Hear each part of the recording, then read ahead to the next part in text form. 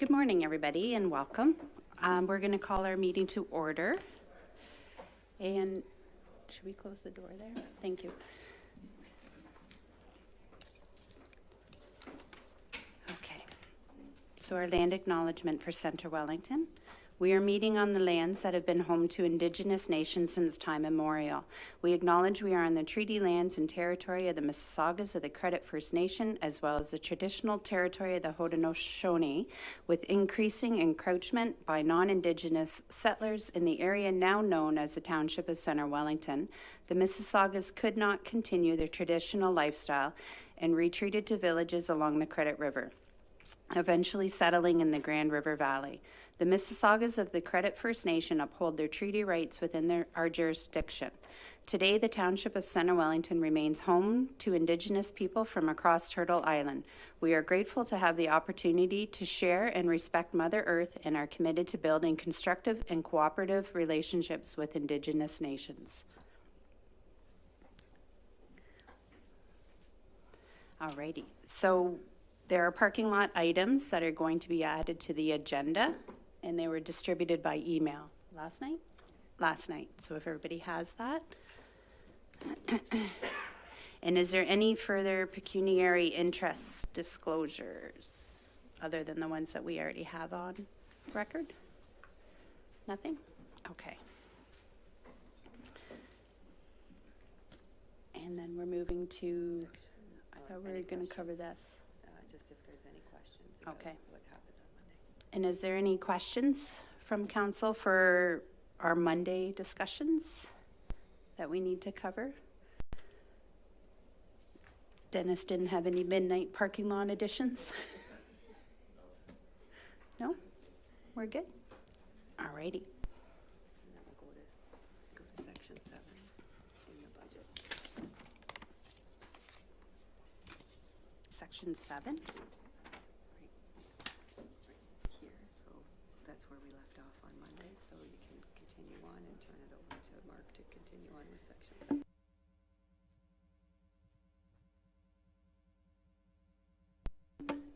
Alrighty, so then we're going to turn over to Mark to continue with section 7 of the agenda, vehicle, equipment, and facility replacement forecast.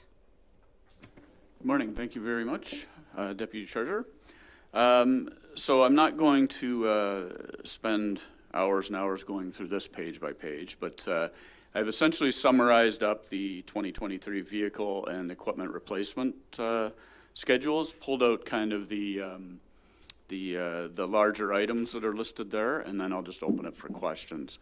But I should mention before I mention some of the vehicles to be replaced, the vehicles were pre-approved at the January 5th meeting a month ago, so we could move forward with some of the tenders. So that was the 2023, 4, and 5 vehicles. So just as a recap then for Public Works. Sorry. Just as a point of clarification, the pre-approval was strictly for the years 23 and 24. 25 remains unapproved. Sorry, thank you for that. Just summarizing some of the vehicles. So in Public Works, there was a pickup truck, a single axle truck, 2 sidewalk machines, and then various attachments for various vehicles. Parks and Rec, there's an ice resurfacer, a tractor with a front end loader, a mower. In Fire, there's a new pumper. Building Department, there is a new SUV. Those are small SUVs. And then in Environmental, there's a pickup truck, a camera truck, and an SUV that is funded by the county, so it's for the RMO position. In terms of the equipment and facility replacements, those are on pages 178 to 211. And I will point out that the facility replacement schedule, as I mentioned the other day, it's new. It's on page 197 to 207. So essentially with the restructured building and properties project manager and the building technician positions, we anticipate that the facility replacement schedules will be expanded and include more detail in the 2024 budget. So essentially it's just a starting point this year. So some of the larger equipment items in IT, there's annual workstation replacement and potential photocopier replacement. PW, there is radio replacement and a wood chipper, and fire, that's radio replacement and some personal protective equipment. Community services, there's a few projects here, re-asphalt the Tower Street tennis courts, replace play equipment at Foot Park in Elora, lighting at the theater, chiller and compressors at the ECC, and pool boiler at the Sportsplex. And on the environmental side, there's radio replacement, mainline sewer camera replacement, and camera truck software. So those are the highlights, I guess, of the equipment replacement. Just open it for questions, and this would really encompass all of pages 165 to 211. Councillor Evoy? Apologies, thank you, through you, Madam Deputy Mayor. Quick question, I know we addressed this, and I'm sorry, but I genuinely cannot recall the response. Are we looking at, and if not, will we be looking at hybrid options as we move forward?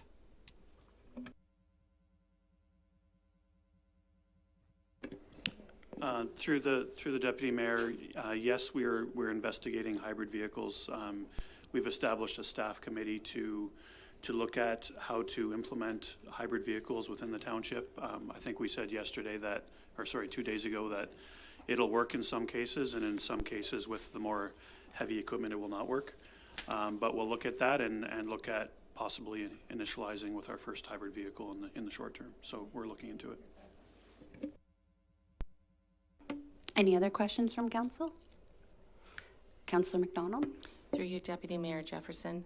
The wood chipper, I know firsthand a little about wood chippers, and you can buy those used and they still last for a very long time from auction. Do we look at those options too, or are we just looking to buy new?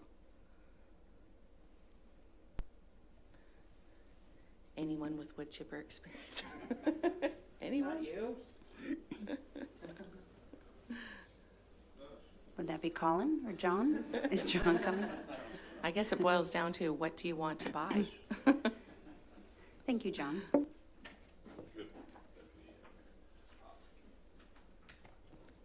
Good morning, for the record, Deputy Mayor.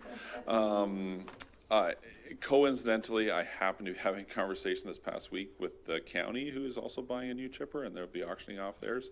So, yeah, just kind of interesting that you're asking. Typically, we do not look at used stuff, just because it's less predictable. We don't know, you don't often have history and that kind of thing. So it's not necessarily that it's not reliable, or it couldn't be reliable, but it's unpredictable, right? So typically no to used, but it's certainly something that we kind of look at as needed. So. Okay. Any other questions from council? No? Okay. Mark? Okay, moving along then, we're on to the 10-year capital forecast. So again, I'll just provide some high-level summary information before we dive into 10-year forecast plans. For the 10-year forecast, we go kind of page by page and just open it for questions on each page. That way, all the council has a chance to skim quickly, see if there's any particular projects they have questions about. So with the 10-year forecast, council provides approval for the first year of the capital budget, which we went over essentially January 5th and then again on Monday. So that's the 2023 capital budget. And the years 2 and 3, so that 2024 and 2025, are pre-approved for staff planning purposes. So large projects are shovel-ready in the year proposed. This doesn't mean that things will not change when we get to 2024 and 2025, because they will. It just gives us council's pre-acceptance of those projects so that we can move forward with some pre-engineering EAs, things that are time-consuming, so that when we do get to those years, we can move forward with construction if the project is still going to go ahead at that point. The remaining years, so the remaining 7 years of the forecast, are for information and long-term planning purposes. So those are the years 2026 to 2032. And I should point out, if you haven't noticed already, the year 2032 is not fundable, okay? It represents a culmination of projects for future years that staff want kept in the annual budget discussions for tracking purposes, okay? But years 1 through 9, based on our forecasted funds that will be available, those years are considered fundable. So I'm not going to read off all the 2024 and 2025 project highlights, but on page 215, again, I'm going from the budget page numbers that are in the bottom right of each of the pages. On page 215 are the 2024 capital project highlights, and I'll just mention a few here that are significant. We've got reconstruction of St. David Street North from St. Andrew Street to Edinburgh Avenue in Fergus. We got reconstruction of Hill Street East in Fergus from Herrick to Gartshore. There's also the Fergus Wastewater Treatment Plant Biosolids Storage Assessment and Rehabilitation. And there's also Beatty Hollow Neighborhood Park and Splash Pad. For 2025, on page 216 is a bigger list, but I'll just highlight a few again. There's a number of Carlton Place projects in Elora. There's a replacement of Noah Road culverts, structures 32P and 33P. We continue on with the reconstruction of St. David Street North from St. Andrew to Edinburgh. Design of future expansion of the Fergus Wastewater Treatment Plant.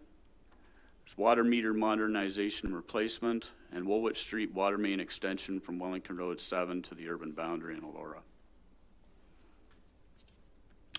So with that, if we turn to page 219, that is the start of the 10-year forecast, and it starts with studies. Mark, would it be okay for questions from council? Oh, certainly, yes. That's okay. Alrighty. Councillor Adams? Through you, Deputy Mayor. Just for my own information, Beatty Hollow Neighborhood Park and Splash Pad, is that a new splash pad coming to the community, or is that a replacement?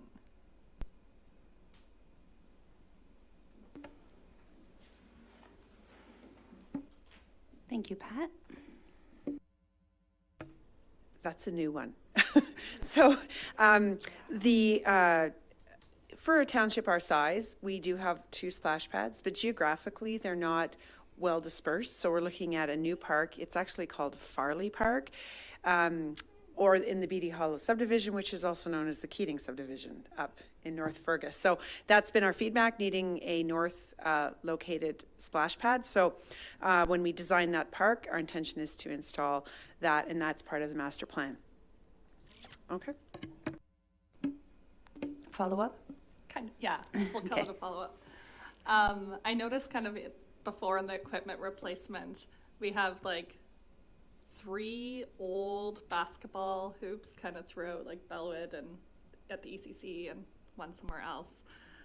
When we look at like new parks like this, are we looking at things like, you know, upright basketball courts, little pads for kids to play basketball? In our standards for park development, a hard surface or hardscape pad is not typically in our standards. Sometimes the developer wants to enhance that park, and then we have a discussion about them putting additional funds in, but it is not a typical ask. So if you remember Elora Meadows coming forward, that's an upgrade to their park, and they're fundraising for that, and obviously we're going to support them through that project. Other questions? Councillor Welton? Yeah, similar vein, so you can stay. So through you, Deputy Mayor Jefferson, just curious, and now I lost the page, there it is. Similar to basketball, and that's like a lot of parks are often geared towards young children, and I'm just thinking, do we have enough amenities for teenagers and youth that are a little older than wanting slides and swings and things? So along with basketball courts, and along that line, I'll wrap it all into one question, is the Bissell Park multi-use pad refrigeration system. So that would be an ice system, I assume. So I'm just curious, like, how we incorporate more active things for people who don't necessarily play hockey or skate. So a couple things all in one there. That was a lot of questions. So for youth, our playgrounds are for up to 12. And so it is a challenge to find that between 12 and sort of 16, 17 to adult. And so we have skate parks, which are popular. We do have the multi-use pad, which I'll talk about. They're more in our community parks. But if council wants to see more things like basketball hoops and things like that, that's obviously something we can discuss about our park developments. And when we have if we have a community services or like that committee, those are things that we can discuss. It adds cost to the project, but we would absolutely be willing to look at those in future park developments for sure. Now, multi-use pads, or specifically the Bissell Park pad. So that's a McDonald project that has not been completed. And we have been in discussions with the group who applied for the funding. During COVID, they were relying a lot on volunteer forces, and that couldn't happen during COVID. So we put a little bit of a pause on that. And then as the time progressed, we realized we were already at the stage in the 10-year forecast where the township intends to put a refrigeration plant or outdoor plant. So their objective was to put the lines underneath the concrete, which runs the coolant under the floor, to make it a artificial refrigerated pad. What was not in their budget, which was sort of a phase 3, where the township was going to come forward with funding, was to connect that to a refrigeration system that could cool it and run the coolant. So that, now that we're already close, our timeline is getting so close to their timeline, it makes more sense for us to do it as one project. And I believe it's in 2024. If I remembering off the top of my head, 2024, which means this year we'll be doing the planning. We'll be taking a look at the design, the detailed design for that project. So in the winter, it's skating for sure, and it has a nice little path around the boards for people who just want to go and skate. If there's hockey pucks flying around, they can still skate. And then in the summer, basketball, lacrosse, all those things are played at that pad now, and we anticipate they will be in the future as well. Please, if there was another question I didn't get to. Okay. Councillor Eboy, question? Yes, through you. Thank you, Madam Deputy, if you wouldn't mind.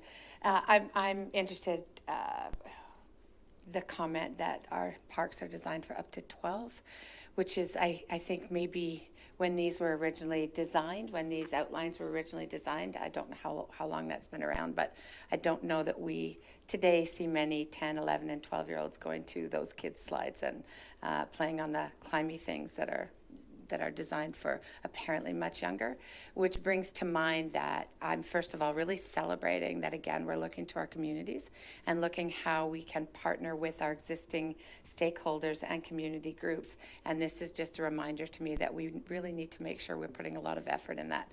And again, thanking your department for the foresight to do so, because I think it's becoming more and more prudent as times are changing, because I don't think our 12-year-olds are using those parks. So thanks. Other questions from council? No? Oh, Councillor Adams. Through you, Deputy Mayor. Again, just another, maybe I should know this, I'm not sure. The renovation of house at 495 Union Street West. I'm not familiar with that property, so just kind of curious what that entails. Oh, Colin will come.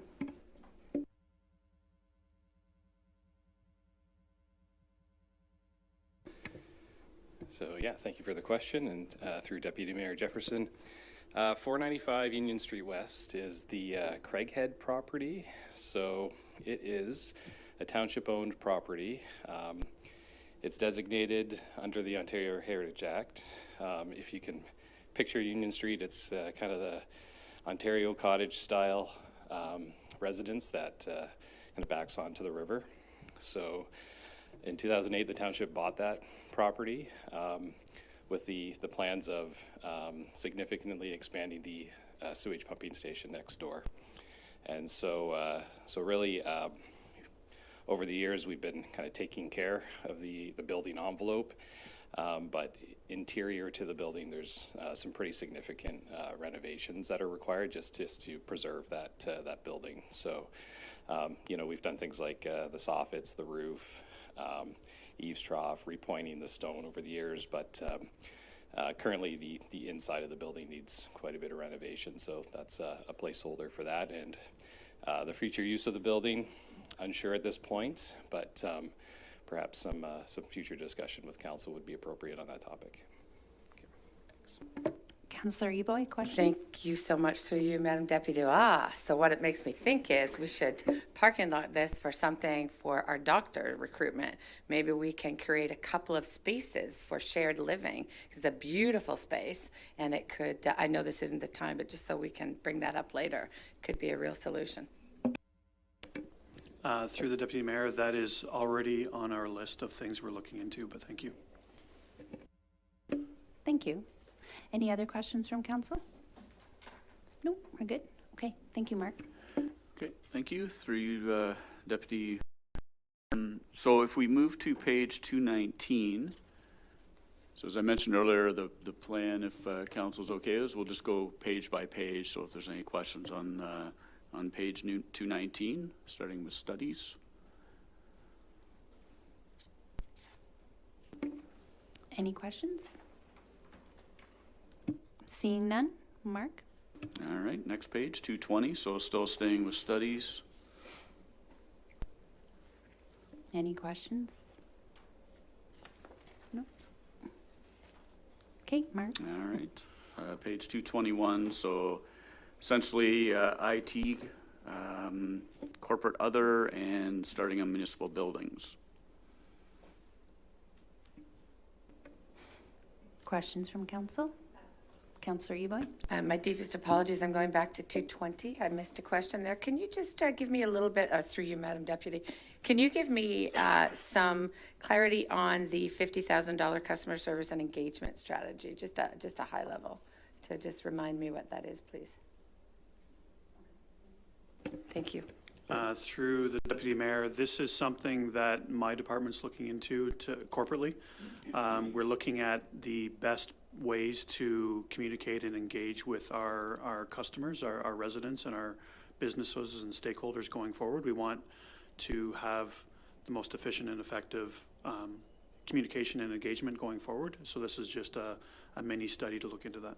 Amazing. And do we have a timeline for when you'll be bringing that to us? Through the Deputy Mayor, we're hoping to initiate that this year. There are a lot of ongoing projects this year, so we want to hopefully later this year do a request for proposal for the initiation of that study, and it'll probably go into 2024, but we're going to try to move as fast as we can on this.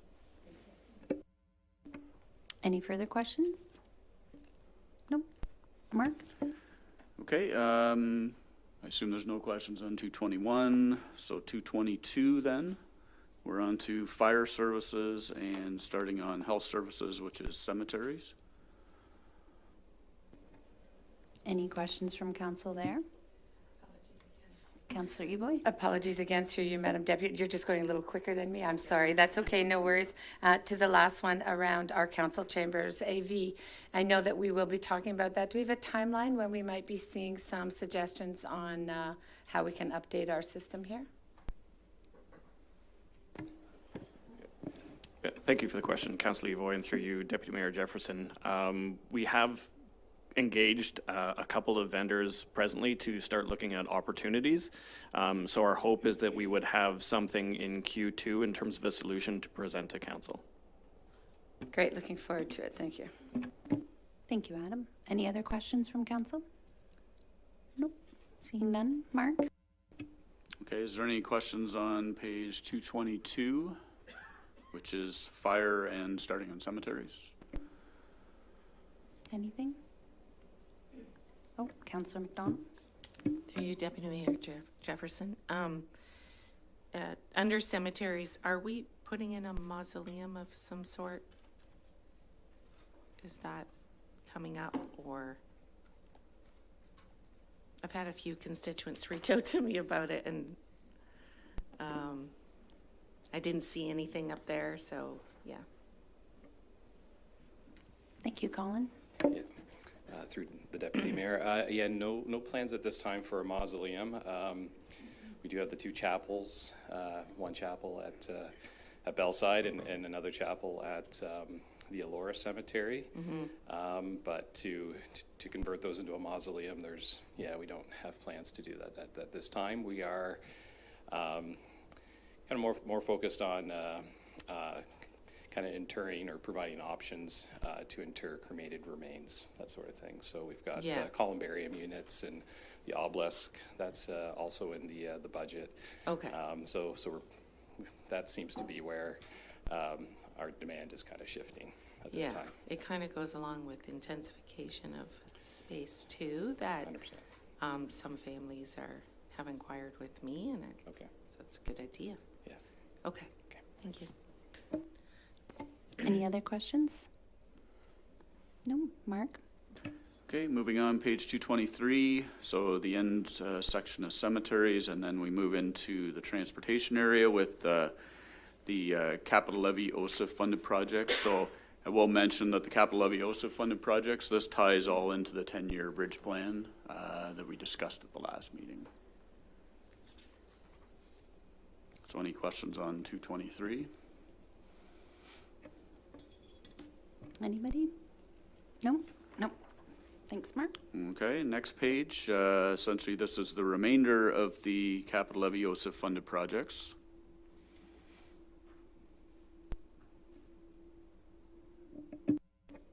Any questions? Nope. Okay, thanks, Mark. All right, page 225. Now we're into the public works other area.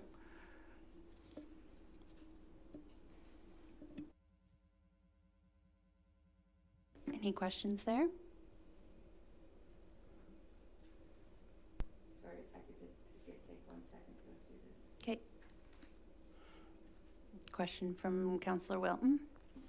Just curious what through you, Deputy Mayor Jefferson, just curious what the garage asphalt surfacing at West Garifraxa, the siding replacement, a lot of things were in West Garifraxa. Will that not be kind of consolidated into the operations center, or is that building going to remain something we use long-term? And I see an Alora Public Works garage siding replacement as well. Just curious about how that all fits together. Thank you. Thank you, Colin. Yeah, thank you, Councillor Wilton, for the question, and through the Deputy Mayor.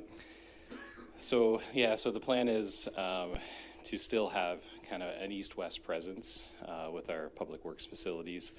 So the vision is with the operations center, new operations center in Fergus to 965 Guard Shore, we'd still have ultimately have two satellite facilities. So the Alora shop or West Garage in Alora on Park Street, and then also the West Garifraxa garage as well would be kind of satellite locations just for efficiency of operations.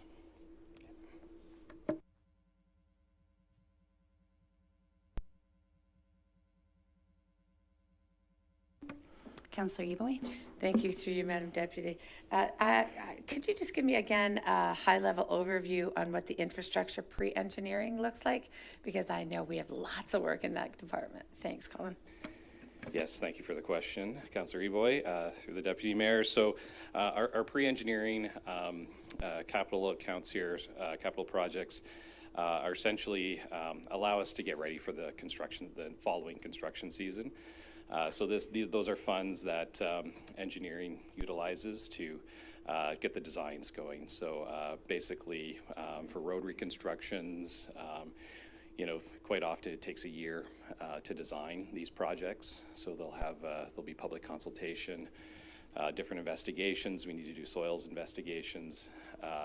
We need to understand, if there's any contaminated soil that we need to manage through the construction, as well as the detailed design of the infrastructure as well. So that's the purpose of the pre-engineering accounts.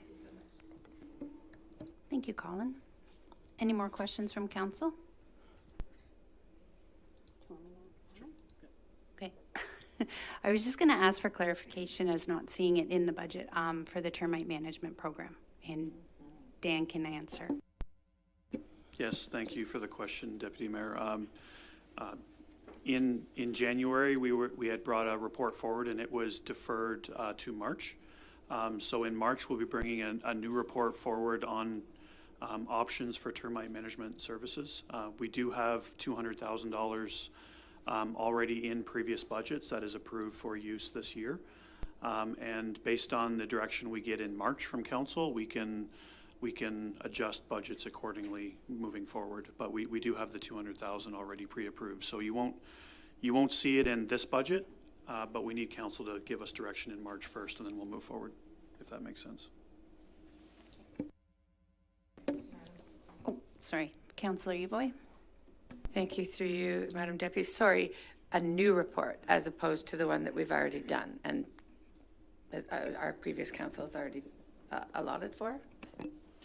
Through the Deputy Mayor, it will be a revamped report from what you would have seen in January that we didn't get to discuss because it was deferred from our agenda at the January meeting of council. So we'll be, based on new information received, we'll be updating that report and providing it to council in March. Councillor McDonald? Through you, Deputy Mayor, to our CAO, Dan Wilson. We're not discussing it now. However, do you foresee this being RFP'd again? Through the Deputy Mayor, one of the options is going through an RFP process. Okay. There are other options identified in the report, so we just need to know, with the brand new council, we need to know what the new direction is for termite management, and we'll act accordingly. But proposal is one of the options. Okay, perfect. Thank you. Great, thank you. Any more questions for Councillor Adams? Through you, Deputy Mayor. Can I just get clarification? I see SFA on a lot of these projects, and I'm not sure what that acronym is. Sure. Through you, Deputy Mayor. SFA essentially stands for Service Financing Agreement. So these are projects that are development related, and in a lot of cases, we believe that there'll be some kind of service financing agreement put in place with the developer to move forward with the projects. Very good. Any other questions? Nope. We'll go ahead, Mark. All right, I think we're moving to page 226, which is rural roads.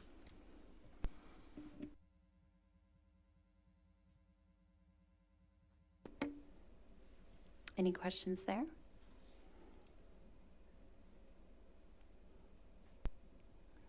Seeing none, Mark? All right, page 227 again is rural roads.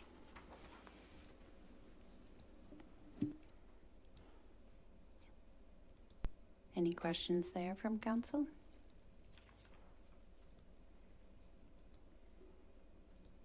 None? Okay, Mark? All right, next page is the end of rural roads and starting on urban roads. Councillor Welton, question?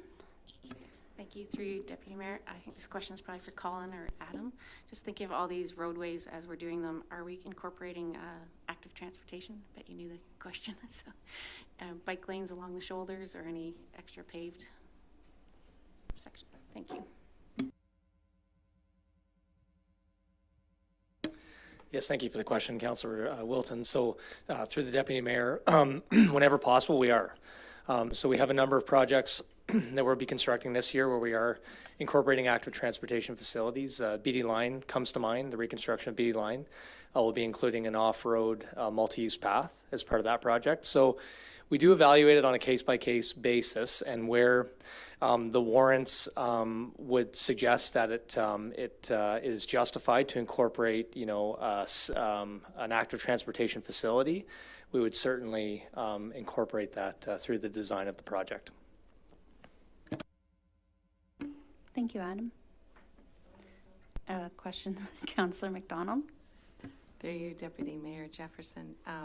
When you mean multi-use path, you mean similar to what it goes around Groves Hospital?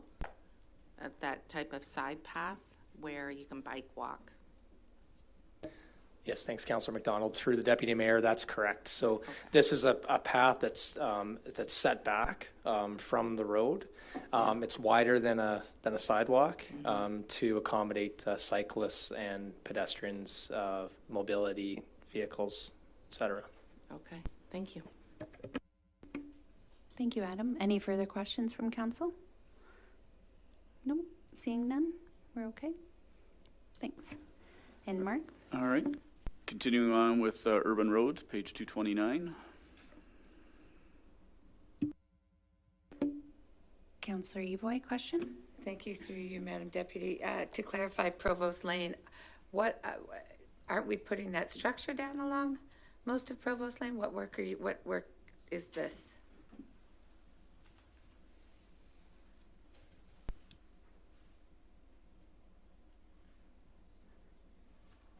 It's the first one on 229. Oh, the top. Got it. Thanks. If that's just a higher mark or Mr. Bradley, that's fine. I just trying to get clarification. Oh, thanks, Mr. Baker. Just to clarify, through the Deputy Mayor, so this is 2012-012 John Street, Provo Lane to Tower Street. So that's a little section, piece of road in Fergus that's right beside State Park. So it kind of runs a little bit parallel to Gare Fraxa, if you can picture it, between Provo and Tower Street. So, yeah. Yes, it does. It does. Yes. So yeah, it's currently in gravel right now. Yeah. Through you, Madam Deputy, for further clarification, is that the kind of back road between the park and those homes that is currently gravel, I believe? Yes, that's Oh, correct. and so That's we're correct. paving that for clarity? That's the purpose of this project, would be to pave that section. That's correct. Oh, interesting. Great. I didn't know. Thank you. Okay. Any further questions? Councillor McDonald? Through you, Deputy Mayor Jefferson. So it's paved, not tar and chip? To be, through the Deputy Mayor, to be determined, really. Okay. It's a fair ways out. We've started testing out the tar and chip for the last couple of years, and for the low volume roads that don't have a lot of services, seems to work fairly well. So, Okay. we'll see. It may be tar and chip. It may be more appropriate to do hot mix asphalt on that section. Okay. So we'll evaluate that once we get a little closer to that time frame. Fair enough. Thank you. Any further questions from council? No? Okay. Thank you, Colin. Oh, sorry. Councillor Adams? Go ahead, because I think I might be jumping ahead on a couple slides, so. Oh, okay. We'll go ahead. Okay, thanks, Mark. All right, page 230, so still continuing on with urban roads.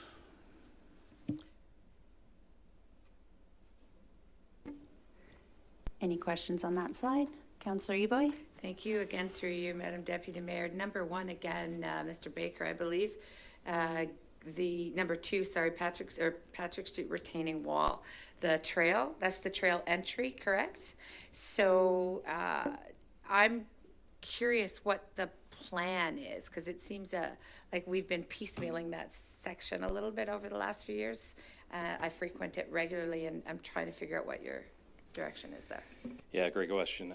Through the Deputy Mayor to Councillor Evoy. So, there's a fairly significant retaining wall kind of supporting the backyards of the homes along Patrick Boulevard there, or Wilson Crescent, perhaps.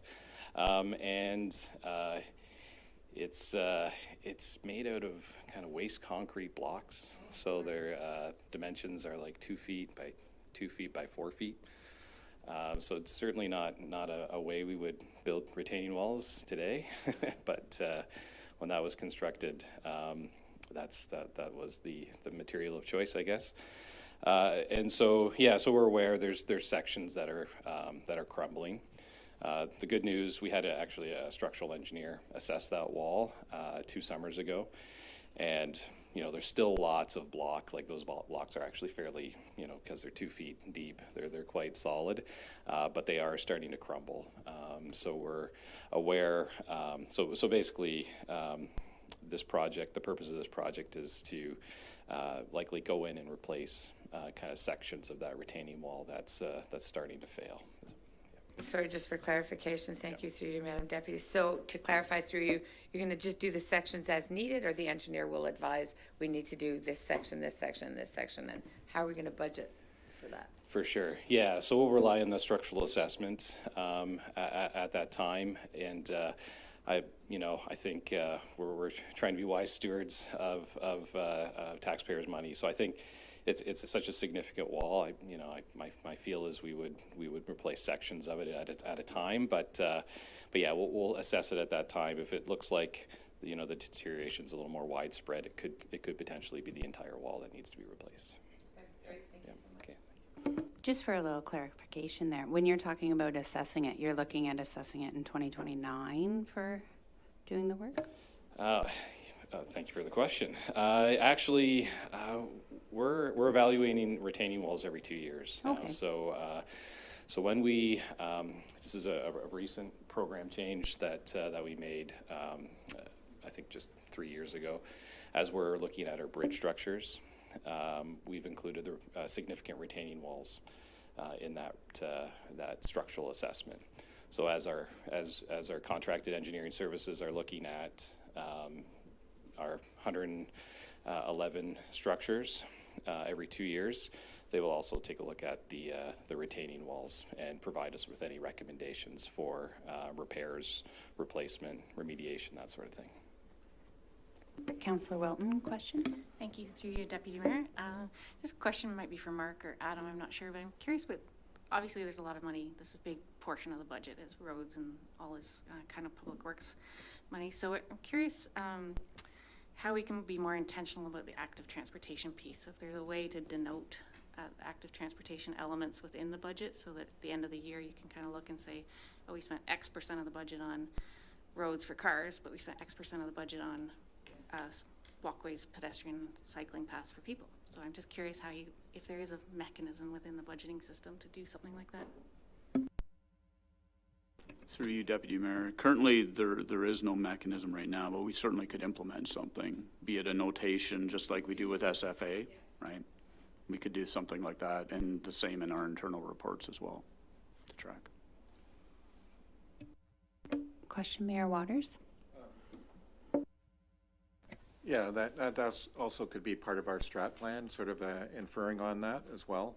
And the other thing on the forecast too is when you look at the 10-year and I have this when over the number of years people have asked me how these forecasts work on, you can have elements in the forecast, but if they're not in that first year, that's only one you can guarantee that's going to happen in that first year.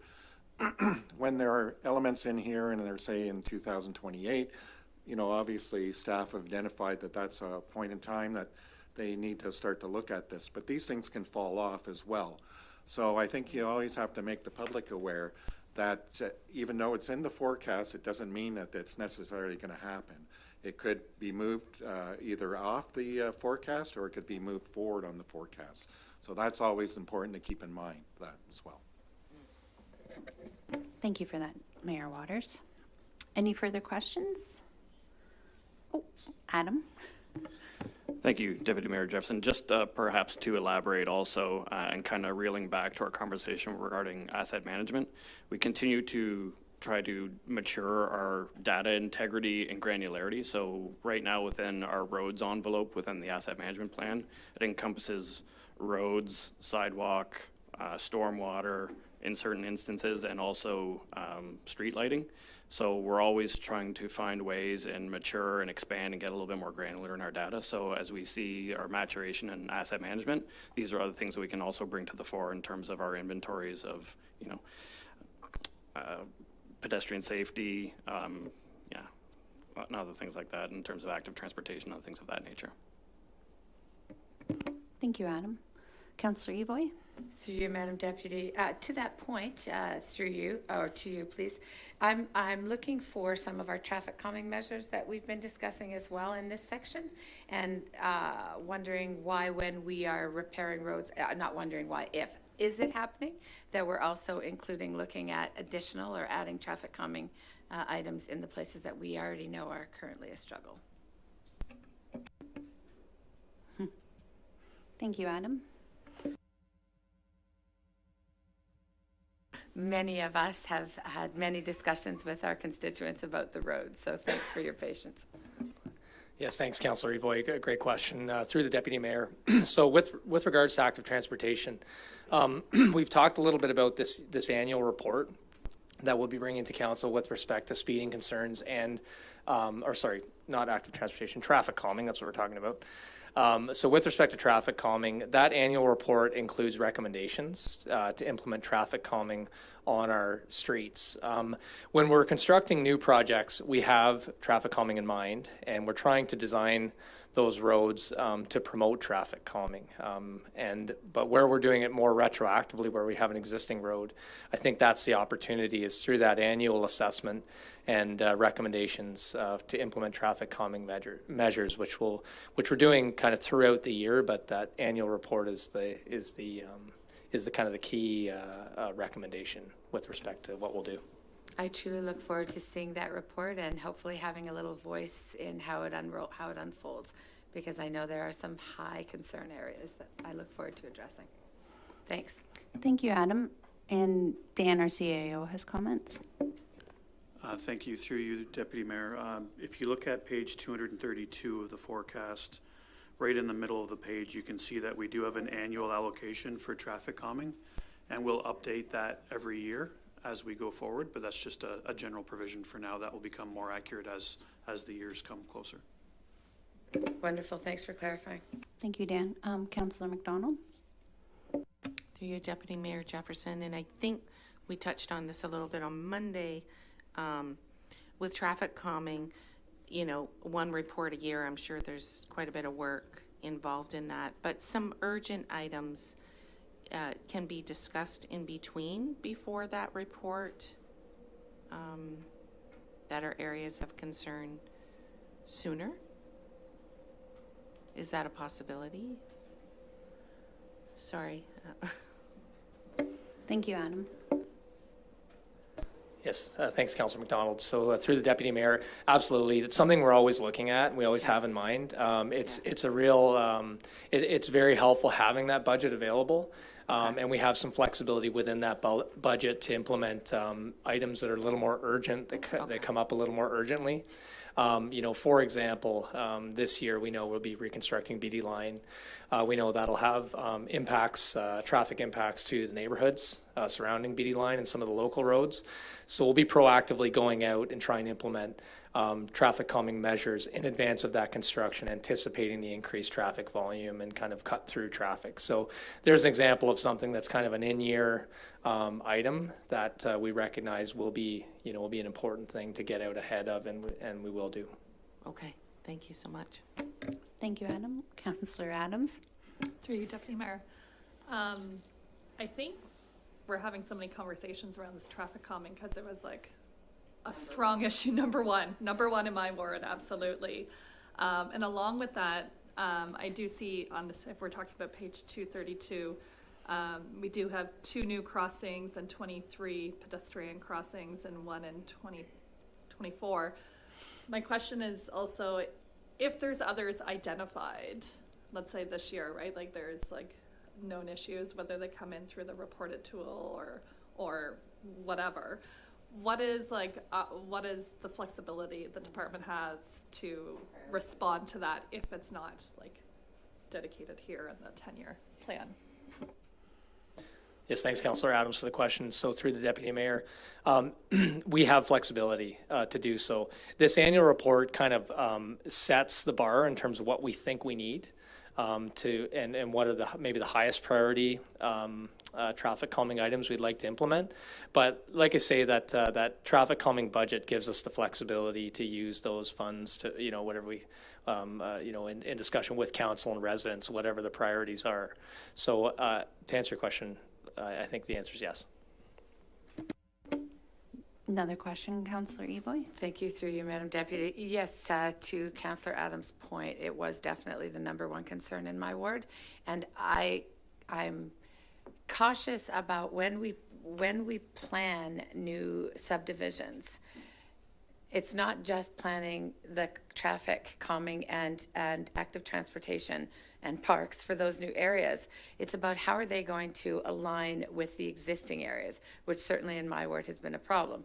The new subdivision has created an opportunity for people to speed through the other streets as a means to avoid traffic on other roads. So I'm sure that it is happening, but I look forward to you bringing it to us so we can in turn share it with our wards and our constituents who are consistently calling to ask about those concerns. Yes, thank you, Councillor Evoy. So just to add to that, we're constantly collecting data. So we're out every year. We've purchased 2 devices referred to as Black Cat speed monitoring devices. So they're automated devices. We can set them up, and they'll be collecting data on volumes, traffic volumes, and vehicle speeds. So we are constantly out monitoring our network, seeing what's happening as that new development is coming online. How's that impacting speeding in our existing built-up areas. So that's something that we're always mindful of. Follow-up, Barb? Apologies, yes, please. So for example, again, this is my true ignorance and new seat at this horseshoe. Questions that I would love to understand better, and I'm sure as would many of my colleagues. When we're talking about traffic calming, we're talking about major, but are things like signage, are they effective? And can we bring some of this back to the table? Because it is such a big concern for our people, for our citizens, who say just add a sign. Well, we know it's not that simple. But I'd love for us to maybe, for a parking lot, maybe we have an actual town hall about traffic and how we are addressing this so we can better inform our public. I'm not sure, CAO Wilson, if that's an option down the road.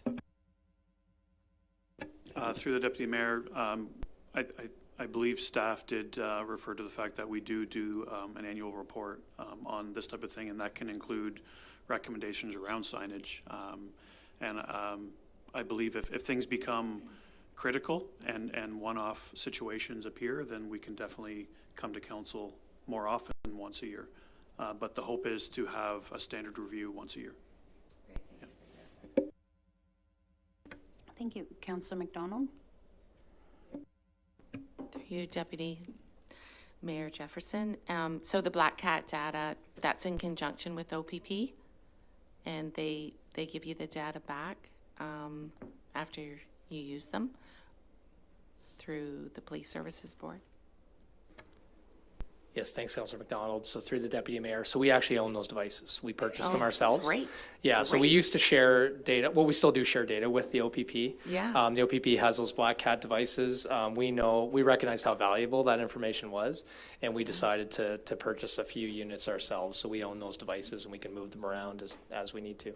I am so happy to hear that. Wellington County was one of the first to purchase those Black Cats, and we've had such good results from it. So to know that we have our own, I didn't know that. So that's excellent. Thank you.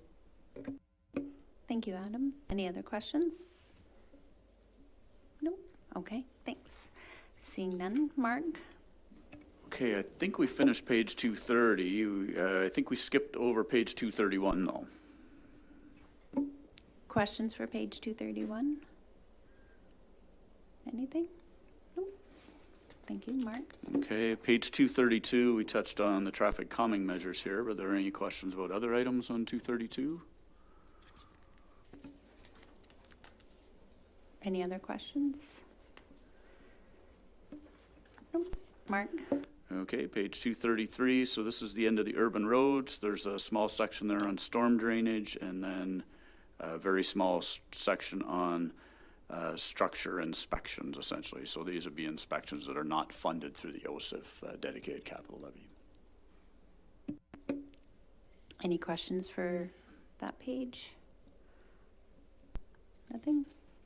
Okay, thank you. Mark? All right, the next number of pages will be wastewater. So page 234.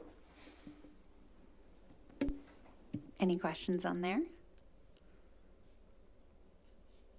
No? Okay, continue with wastewater again on page 235. I should point out a number of the wastewater and water projects here are tied to, obviously, urban road projects, and that'll be what we refer to as integrated projects. Thank you. Any questions there? Seeing none? Mark? All right, page 236, so still wastewater. Question, Councillor Eboy? Thank you through you, Madam Deputy. Sorry, just for clarification, again, it's all new.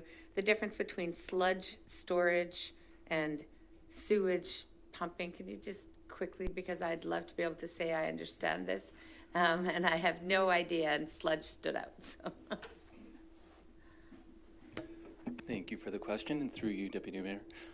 Sludge storage is the solid byproduct of the sewage treatment process, and the sewage lift stations or sewage pumping stations are what move sewage to the treatment plant. Okay, thank you. Did that- okay, I heard thank you. that in our drive around, but just need to, thank you. No problem. Thank you. Any more questions? Oh, Councillor Wilton? While you're there, thank you through you, Deputy Mayor Jefferson. Just curious on kind of the flip side of the wastewater management. I think I saw somewhere they were going to hire a person to do kind of public relations around conserving water or that kind of thing, and if there's going to be any thoughts of incentive programs to convert to low flush toilets or other water saving mechanisms to kind of ease off on the system. Yeah, excellent. Thank you for your question, and again, through you, Mayor Deputy, or Deputy Mayor. Yes, we have hired. We have a new water conservation coordinator a month into the role, so still very much learning. These programs are new to the township, so very much in the development stage right now.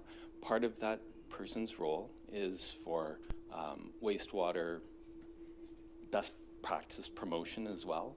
So there is a good component. It's going to take a bit to get there because, again, they are all new.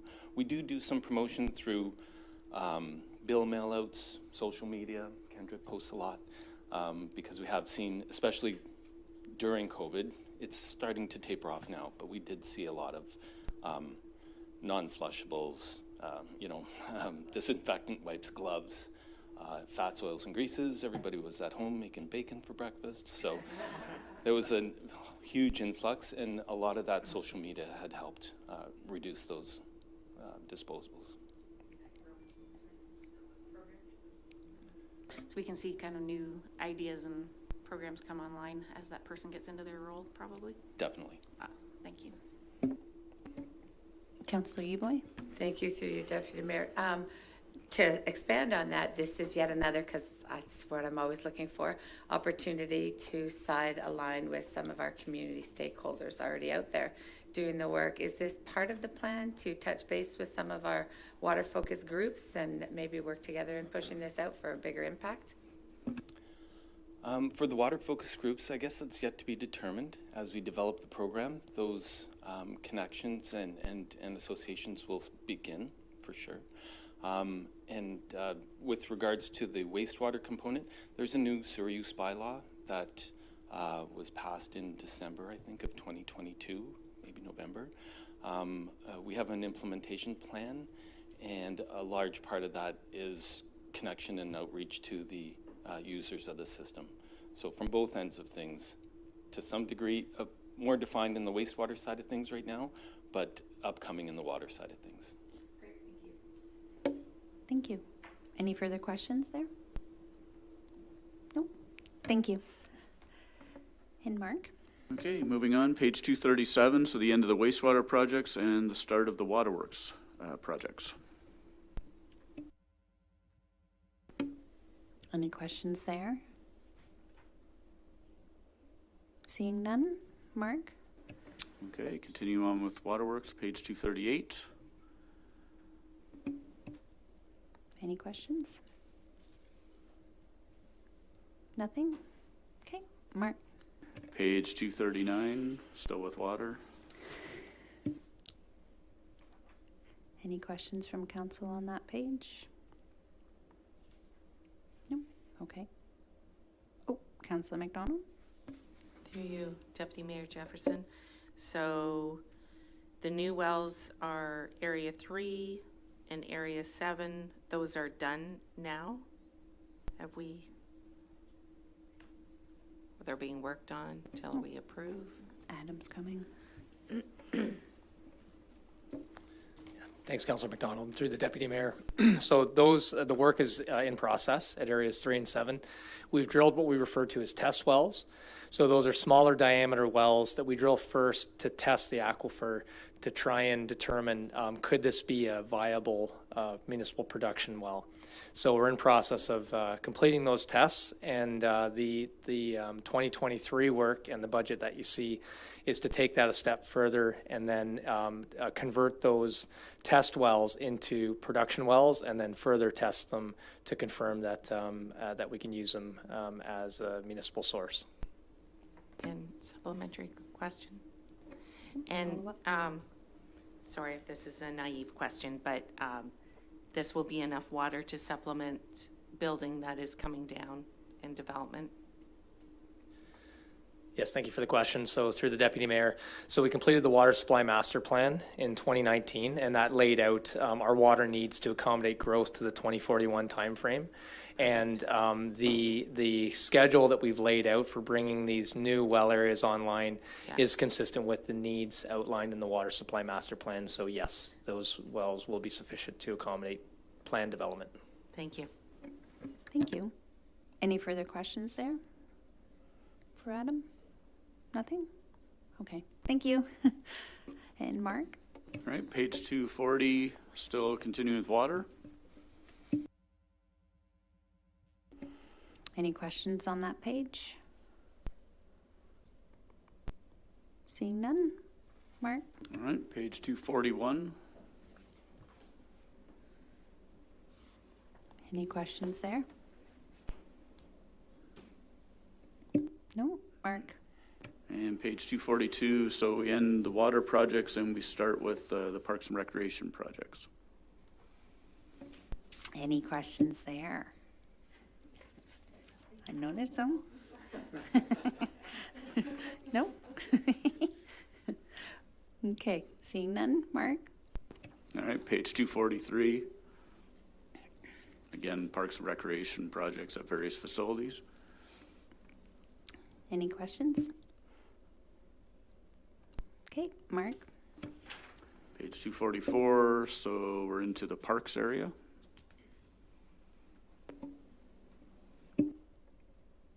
Any questions there? Seeing none? Okay, Mark? Oh, I'm sorry. Councillor Eboy?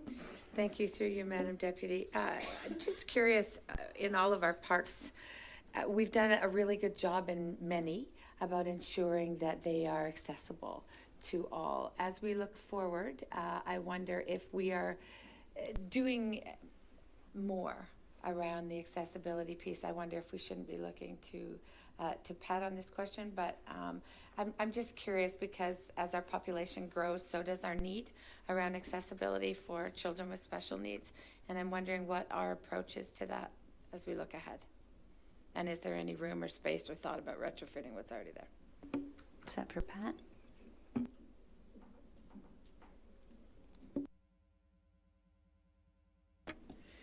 Through you, Deputy Mayor, thank you for the question. I'm going to maybe call upon Matt Tucker as we go through this, but when we design a park, all of our parks are meeting the AODA accessibility standard.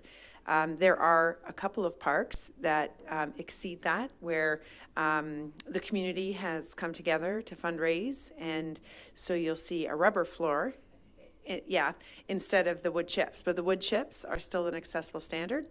When we install a new or replace a playground, we go through a process where we score them and ensure that, you know, what is the accessibility of this layout and how many are at ground level and what's the accessibility standard. So we ensure that as we develop the park. We also, you know, people go, why do you have to do all of this work, survey work and standards? Because we make sure that the paths of travel are also at grade, wide enough, and all of those kinds of things to meet accessibility standards. I hope that answers your question. Yeah, it does. Thank you so much. Any other questions for that page? No? Mark? All right, page 245 is the end of the park section, then we're into the replacement schedules, which would be the next couple pages, and those all tie back into those individual spreadsheets that we went through earlier this morning. Any questions there? Oh, Mayor Waters. On the urban forest, just wanted maybe a bit of a descript there on what that involves, or sorry, urban forest.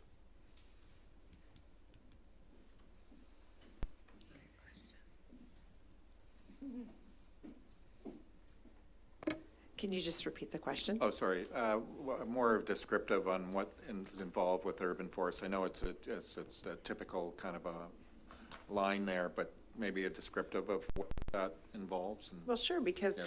I told Madeleine he doesn't need to come. There won't be any questions about forestry. So I will try to get through this, but I would welcome an opportunity to bring him back to council and give a fulsome update on what urban forestry all involves. But our goal with urban forestry is to improve and expand our canopy, and that means he does everything from ensuring that the trees that are no longer survivable, and which was a lot of the ash trees, and we still continue to do a lot of ash tree removal. And then within our policy, when we remove a tree, it's a 2-to-1 replacement, so that we are planting trees constantly. So his job very much is assessing tree health. He works with neighborhoods to make sure that that is also they're involved in that work. So there's a number of steps involved in that. So we have, for example, different zones within the municipality, and we go through zone by zone, and we have a pruning project. So there's a pruning plans to make sure that each year we're assessing one area, and then the next year that area goes out for the work for pruning to make sure that not only are we removing trees that are unhealthy, we're extending the life of trees by ensuring that the pruning is done properly. And so it's all organizing that work. It's also his responsibility to check boulevard trees, and he receives many work order requests for people who feel there's damage with their trees or items like that. And then he also oversees the new policy for public tree bylaw. So that's a really high level of everything that he does, but I'm happy to try and answer any more questions. Just a second. Would you add anything to that? Okay, great. Although that's our other Matt. I don't have tree Matt here, so. And then our targets for urban forest cover. I know that a lot of communities are pushing up on those numbers because, you know, we're going to start meeting sort of heat events and things like that that help cool our urban environment. So how are we, or what type of discussion are we having in, or what type of movement are we having there in terms of that, increasing that coverage?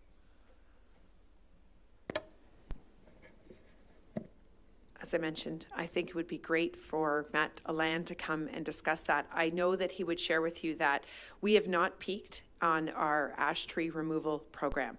We are not at peak removal. We are reaching that, and then those all have to be gone, and theirs will be replaced with much younger trees. So it is a concern, and it is something he very much watches and can bring back a report on how he measures that and where we're at. So I'm not sure if you want to put that on a parking lot item for him to come to a future council meeting for that or not.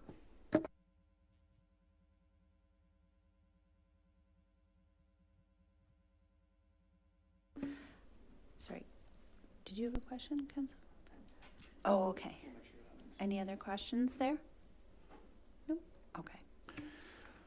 Okay, so I will skip ahead then, since the remainder of the 10-year forecast is just a tie-in to the replacement schedules. But I do want to point out, before we move on, page 249, which is the financing page for the 10-year forecast. I think just high level, I just wanted to point out here, you can see the bottom line there, the various anticipated scope or the size of these 10-year forecasts. Or the capital forecast over the next 10 years. And I also want to highlight the year 2032, which has $150 million worth of projects in it. As I mentioned earlier, not fundable, okay? It's really a holding year for projects so we don't lose sight of them. Another thing I'll point out too is you can see the size of the capital budgets can really vary from year to year. Typically what leads to those larger years are going to be three components. Either we're using some debt, development charges, or there's some kind of subsidy in there or a grant that's specific under a certain program. For instance, in 2024 and 2025, it's Connecting Link funding is anticipated for some projects. Okay, so I'll just open that page up for any questions if you need clarification on anything. Okay. Any questions? Councillor Evoy? Through you, Deputy Mayor, thanks so much. Can you just give me a quick, again, overview? When we look at our developer partner contributions, has some of that has changed, obviously, in recent months, as it were. But when we're budgeting and when we move forward, that's formulaic, correct? Like, if you're putting in $10, if you're building a $10 event, you give us X amount. Like, it's formulaic. It's not, or is it formulaic, or is it based on you revisit it case by case for their contributions?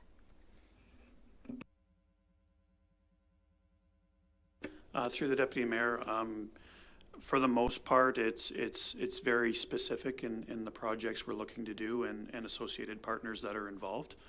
I would say the majority of the time that could be the county itself, where we're doing construction projects on county roads where we're sharing in the funding of a capital project.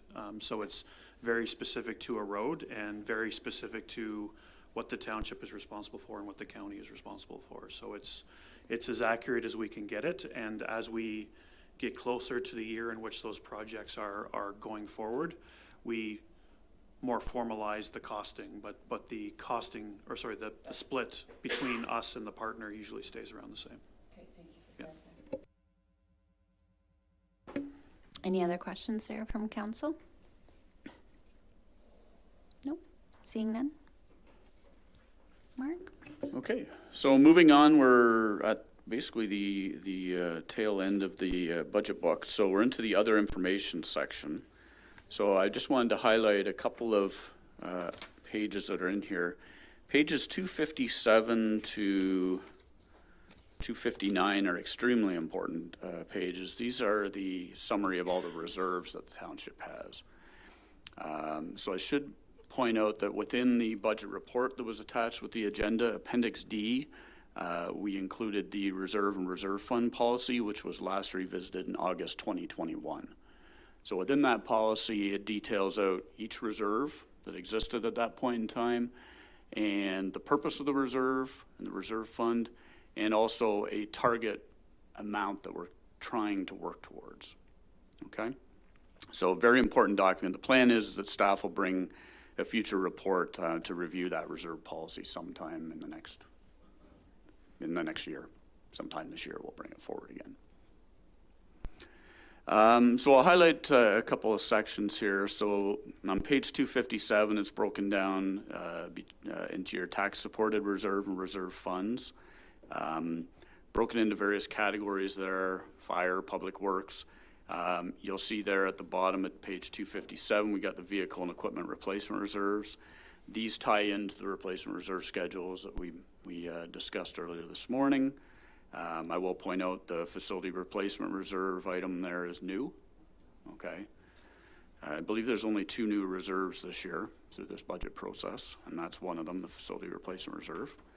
On page 258, we've got our kind of other reserves category, and we have total tax-supported reserves estimated to be just shy of $9 million at the end of 2023.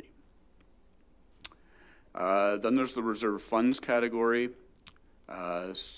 Without getting into a lot of detail, reserve funds earn interest, essentially, is one way of looking at it.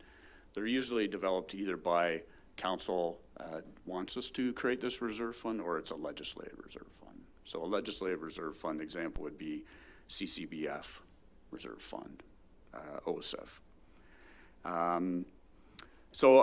The other reserve fund, the Heritage Reserve Fund, is new this year. And that was came out of the whole distribution that we've created through the new OLG reserves policy. So total tax-supported reserve funds are just shy of, or just over 8 million. So our total tax-supported reserve funds are estimated to be about 17 million at the end of 2023. So there is about a $3.5 million reduction there from the end of 2022.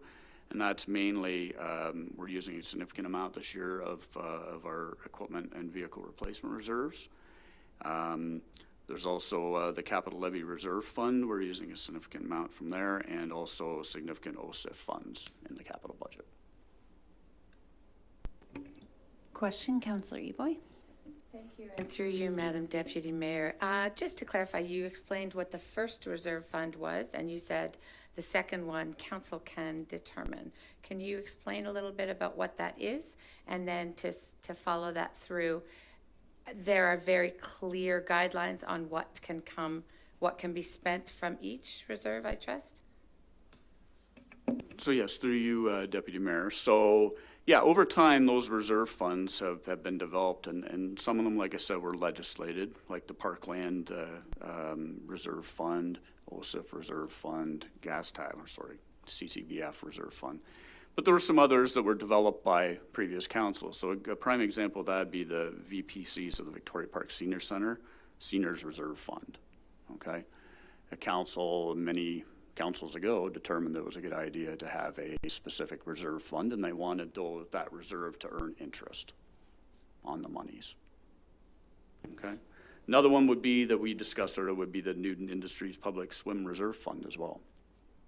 Okay, and this is the funding that we received many years ago, and it sits there and earns interest and subsidizes some swimming. So within our reserve fund policy, or a reserve policy, there are targets that we are aiming towards for certain reserve and reserve funds. Not all of them have a specific target, but many of them do. And Adam has comments? Yes, thank you, Deputy Mayor Jefferson. And just to elaborate on that, and I think going back to your question, Councillor Evoy, the reserve and reserve fund policy does look to define what the funding sources are and define what the funding can be spent on. So yes. Any other? Just follow up. Oh, sorry, follow up. That's okay. Thank you so much. Again, I'm trying to wrap my head around these reserves. So it was mentioned that previous councils had created these before. Are they in perpetuity as they stand? Do we have an opportunity to revisit, to adjust, to add, to remove, or to make our own as we move forward? Thank you for the question, Councillor Evoy, and through you, Deputy Mayor Jefferson.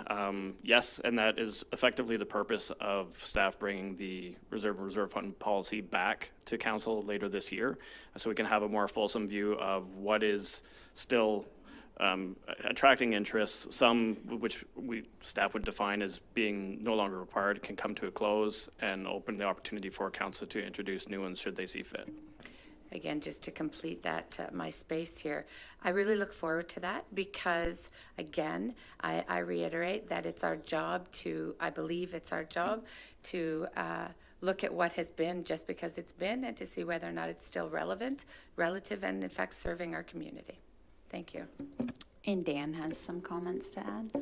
Thank you, and through the Deputy Mayor, a lot of the creation of reserves or reserve funds are a byproduct of decisions made by council, and it's a mechanism that staff recommend to move forward with that implementation. So, for example, just through passing this budget that we're discussing today, you're creating a new heritage reserve fund and a facility replacement reserve. So just a byproduct of passing this budget, you're creating two new reserves, and that's typically how this happens. We recommend the use of new reserves based on decisions made of council.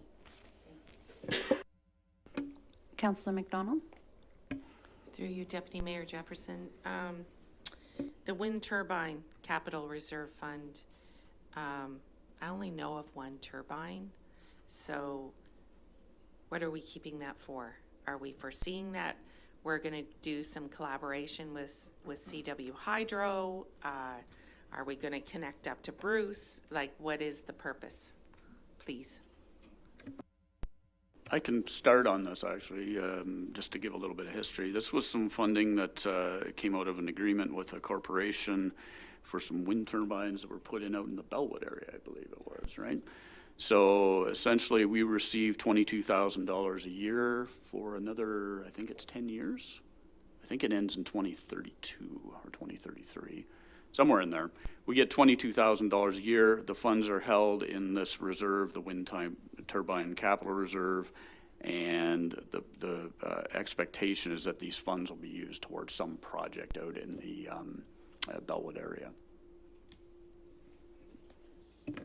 Okay. And a supplementary question, sorry. Follow-up, Councillor McDonald? So, I guess when it actually comes to fruition, we're going to have a public meeting about that with the residents of Bellwood before, like, I look at, we have all this money for wind turbine. I see the no wind turbine signs out there. So, we haven't implemented it yet.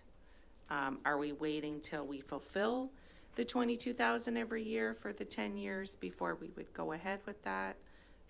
Just so as a counselor, I have a heads up for questions and thank you. Yeah, thank you. And through the Deputy Mayor, we're not necessarily waiting for all of the funds to come in. If an opportunity comes up and a project is identified that makes sense to use those funds in the Bellwood area, we can recommend it through a budget process and have a communication and engagement discussion with residents in that area. So when something comes up, we can consider it. Fair enough, thank you. Mark, comment? Yes, and I'll just add to that, that currently there's nothing in the 10-year forecast that is earmarked for those funds.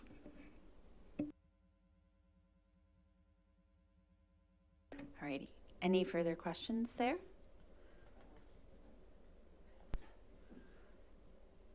So that's on the reserve and the reserve fund activity. Any, Mark? Yeah, and then there's just one last page on page 259. So this summarizes the user pay reserves. So these are our water and wastewater reserves. And also at the bottom of page 259 are our development charge reserve funds as well. Any questions there? Councillor McDonald? Through you, Deputy Mayor, if I can just have some leeway to go back to the McDonald Reserve Fund, if that's okay. There's quite a bit there. I know there was discussion to use some of the funds to recognize the McDonald Trust, and this year in 2023, I'd like to see that move ahead and have discussions again. So I don't know if we need to put that in a parking lot item or how that works. I think we need Pat to come forward to clarify about the McDonald Reserve Fund. Oh, and Dan would like to kick it off. Thanks. Thank you, Deputy Mayor. Pat can add to this, but all the funds sitting in the McDonald Reserve are already fully allocated to projects. Back in 2017, the Council of the Day awarded all of the funds to specific projects in the Elora area to recognize Jack R. McDonald. We are at various stages of completion with those projects. Pat had mentioned earlier the Bissell Park multi-surface is one that hasn't started yet. So the funds, for example, that we are contributing to that project are sitting in this reserve waiting to be used. So that there are no remaining funds to be allocated from that. And are we going to do some sort of recognition, a plaque, something? It's an awful lot of money that's been given to the community, and I think the recognition needs to be there. I'm wondering if you want to talk about the bridge recognition? Oh, okay. But I was going to mention that the sculpture project was installed at O'Brien Park, but the plaque still needs to be placed there, and that is in recognition of his contribution to Elora. So there will be a plaque there that recognizes him, and it was selected in a way to honor him and his contributions to not just our community, but what he was passionate about donating to. And then I know that some other funding went to the Laura Center for the Arts, and so when that project is done, they typically also recognize all of their donors to their projects. But there's the Jack R. McDonald Bridge as well, and there's a storyboard there. Yeah, in response to the question, so the pedestrian bridge opened like 2019. We were planning to have, like, we did an opening ceremony for the bridge, but we did have some discussions with the family of Jack R. McDonald about actually, I believe they're out west currently, and having them come to town and recognizing that. So, and our plan date for that was 2020 in the summer. So obviously the pandemic had different plans for travel in 2020, but I think fair point. I think maybe that's something that that staff can follow up with the family members and just see if we can't organize something, you know, in the near term. So we'll take that back. So thanks for the comment. And just for clarification, it's no relation to my last name. Thanks, Colin and Pat. Any other questions, Councillor Wilton? Thank you, through you, Deputy Mayor. I think this question might be for Dan, but just curious about the development charge reserve funds. Will Bill 23 have any impact on those reserve funds, or do we not know that really yet? Yes, good question, and through the Deputy Mayor, Bill 23 will definitely impact the funding in our reserve funds going forward. We're waiting on some definitions from the province, and early indications have been telling us that really the big impacts will happen once we renew our development charges background study, which is in 2024, 2025. And that's where, for example, the area that we have identified as corporate is where we fund a lot of our studies out of. We will likely no longer be able to use funding like that to fund growth-related studies through development charges. And you can see it's well used. It's actually in a negative balance through the forecast period. So that will significantly impact our development charge usage. And once the province defines attainable housing, there'll be further development charge exemptions there that will affect our cash flow coming in. But that is perceived to be less significant than the studies and the changes after we do our new bylaw. Any further questions? Nope. Okay, Mark? All right, and the last page that I'll speak to before turning it over to Adam is on page 260. Is this essentially is a listing of all the current and projected debt for 2023 that the township has. So on the left-hand side, you got the year that the debt was issued, the purpose of the debt, the balance at January 1st, 2023, and you work your way across through the payments to the balance at December 31st, 2023. So essentially, its forecast will pay down about $2.3 million in principal on the debt in fiscal 2023. Questions there? Councillor Evoy? Thank you, through you, Madam Deputy Mayor. Again, still learning. I perhaps might look to Mr. McNabb. Our overall goal, is there a legal obligation to balance, and what does that look like, and how much room do we have for our debt ratio? Thank you for the question, Councillor Evoy, and through you, Deputy Mayor Jefferson. Yes, we're well within our what is defined as the annual repayment limit, or ARL, which is set at 25% of township's own source revenues.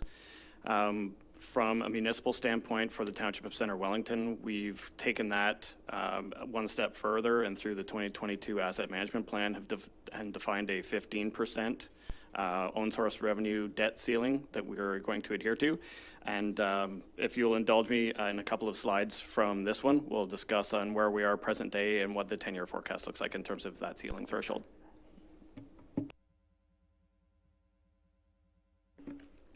Any further questions there? No? Okay, and Adam? Thank you, Deputy Mayor Jefferson. So I guess now we'll just advance through the last section of the budget book, which pertains to debt, and we'll look at page 261. And really this defines where the township is looking to take on debt to fund the 10-year capital program. And as you'll see in this chart, it really revolves around, in terms of the largest debt load contributors in the 10-year pertaining to the township's water supply projects, the corporate operations facility, and the expansion of the Fergus wastewater treatment plant. And that the summary table just shows when we anticipate that debt and the debt levels that we will be taking on. An additional comment to this slide perhaps is that much of the debt anticipated within the 10-year program is to be facilitated through development charges, disposition proceeds from some of our existing facilities as we take on the corporate operations facility, and wastewater charges. Question, Councillor Evoy? Thank you. As you can tell through you, Madam Deputy Mayor, I love going through budget and I ask a lot of questions, so thanks for your patience. When I look at future parkland development, 16 hectares, and the dollar that we're looking at, can you just, or can somebody give us again a high level, what is that, when is that, and where is that, please? We're getting your steps in. Thanks, Pat. Thank you for the question, through you, Deputy Mayor. In the Parks, Rec and Culture Master Plan that was completed in 2018, it recognized that we needed, I believe, in total 22 hectares of additional parkland. 7.5 of that would be coming through development that had been identified as parks coming on board, which left the number at 16 hectares, if I did my math right. Close. Mark nods his head and hopes I've got my math right. Yeah, it's somewhere in there, off the top of my head. But absolutely, that 16 hectares is identified as a requirement for our growth and for the targets we need to reach by 2028, which is identified in the report. Where is that? It doesn't exist. It has not been purchased yet, and so that is funding. We have to purchase it, and then we have to develop it. So I'm going to ask Adam to explain the difference between the two lines. Oh, are you okay with that? Okay. Follow-up, Councillor Thank you, Evoy? please. Yes. So to qualify, given some of the new regulations coming down from above, and in that it isn't there yet, I want to share that I'm a little concerned that as we work to do the other part of our job, that this part will be left, this very, very important piece will be left as a secondary. And I wonder who I would look to, perhaps CAO Wilson, on how we plan to address that to make sure that we get that in there, even up against everything we're up against. Yes, yeah, good question, and through the Deputy Mayor. If you're referring to the recent legislation, Bill 23, it does not allow us going forward to purchase land through development charges, but parkland acquisition has always been something that we have not been able to purchase through development charges. So that has not changed. Mark mentioned earlier that we have a reserve fund for parkland in lieu, that we do collect fees from various developers for a provision of parkland that we can use towards parkland acquisition. But other than that, it's on us to fund any parkland acquisition that we may need. And just to be clear, this amount in the forecast is a placeholder until we develop strategies, update our master plan from a Parks and Rec perspective that determines specifically when and where we should be acquiring land. Thank you. Through you, Deputy, just to follow up, that I'm not so concerned about the budget line as I am concerned about where we're going to get the land from, and want to make sure that we have some time somewhere that we address this. Yes, thank you, and through the Deputy Mayor, we are constantly having conversations about stuff like this, so it's definitely on staff's radar. Thank you. Any more questions for Adam on that? No? Thank you, Deputy Mayor Jefferson. And perhaps just to close on the topic of debt, if we can move to page 263, just the top section. Just coming back to the conversation in terms of where we currently are in terms of our debt servicing costs as a percentage of own source revenues. At the end of 2022, we were at approximately 8.5%. And as you can see through the capital forecast, we top out at about 14.4% in 2031, still within the confines of that threshold that we've self-imposed through the 2022 asset management plan.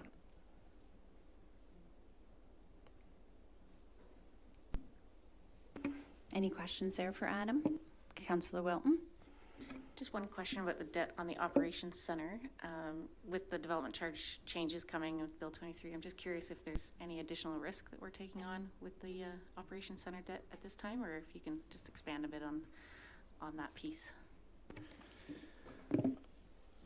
Yeah, I can touch on it and perhaps rely on CAO Wilson for further comment. But I think whenever you're looking at an out-year forecast where you have reliance or a suggested reliance on a certain funding source, there is a potential for risk. However, all indications would suggest that the collections to date have been very, very strong. And we've built up the reserves, as you've seen in the prior slides, to a position where we feel that we are comfortably positioned into the future, and that we would be able to weather any potential recessionary implications. Thank you. Through the Deputy Mayor, I agree with our Treasurer's statement on that. Recent legislation will not necessarily increase risk, but you always have risk associated with planning for debt that is growth related, and having the necessary development charges to pay off that debt. But with growth projected in our community for the next 20, 30 years, things are indicating that risk will be somewhat mitigated. Any other questions or comments? Adam, that's everything? Okay, and then we're good? We're just gonna call for a recess for 15 minutes. That's okay?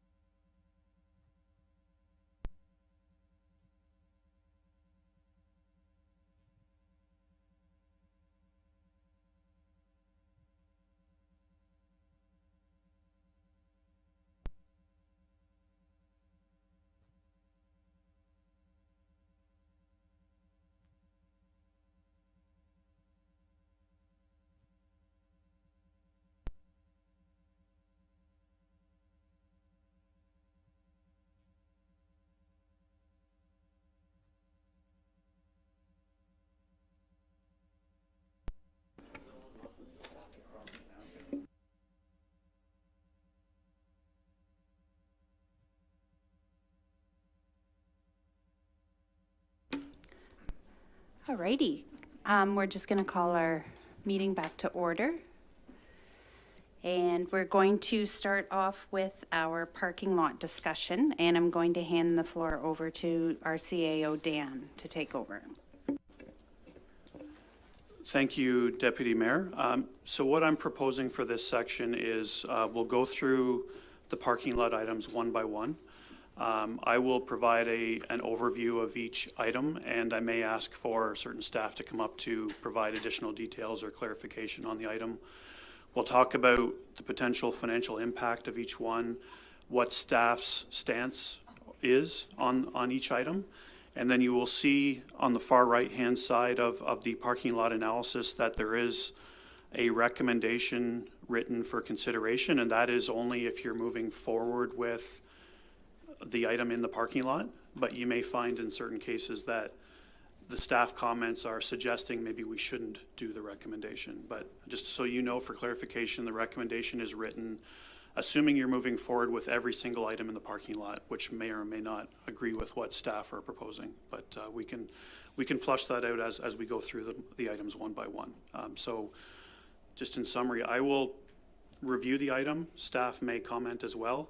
And then the floor will be turned to council for question and answers. And then there'll be an opportunity to consider a resolution before we move on to the next item, if that makes sense to everybody.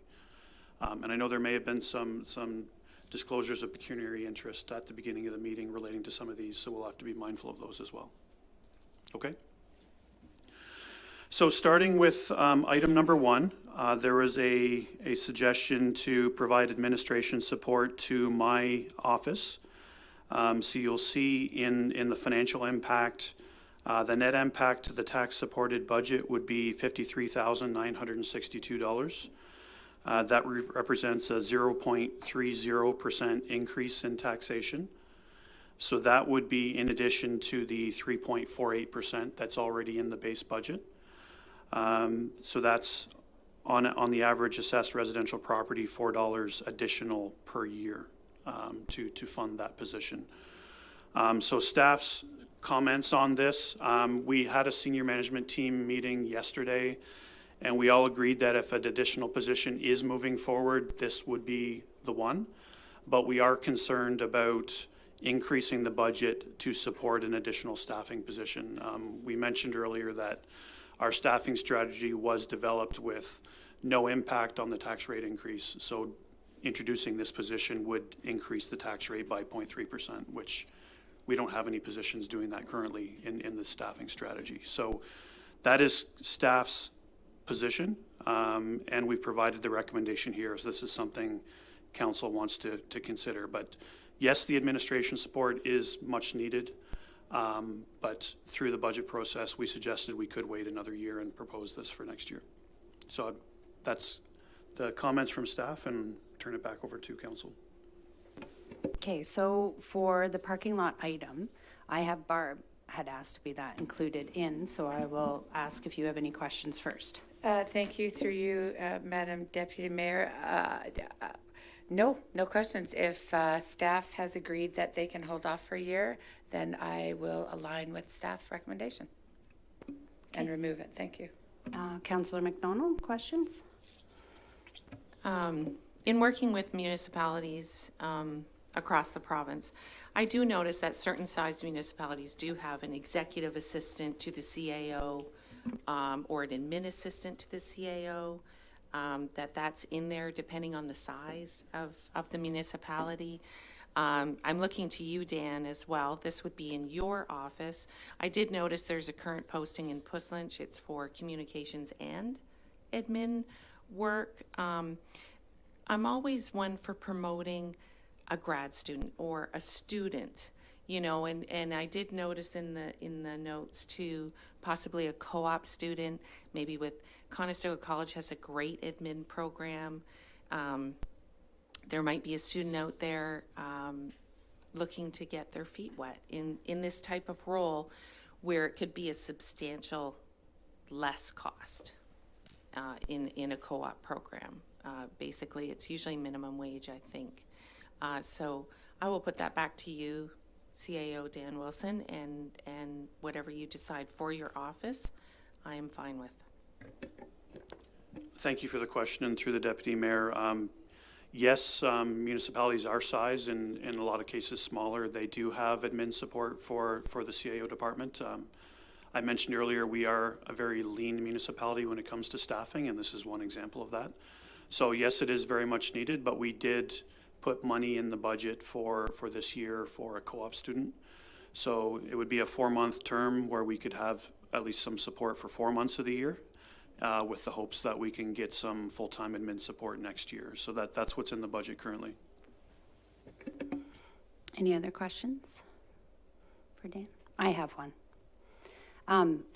I know we're running through figures and we're running through numbers and percentages, but I am going to ask, are we setting you up for success for 2023 if we're leaving it the way that it is? Do you feel that we are setting you up for success or loss of opportunities? That's a hard one to answer. I won't lie, my office is very busy, and there's a lot going on in my office. But when we created the 2023 budget, we deferred this position to 2024, and I asked for the co-op student to try to bridge the gap between 2023 and 2024. So I'm doing what I can to make sure that we're poised for success this year, but I very much need the position going forward.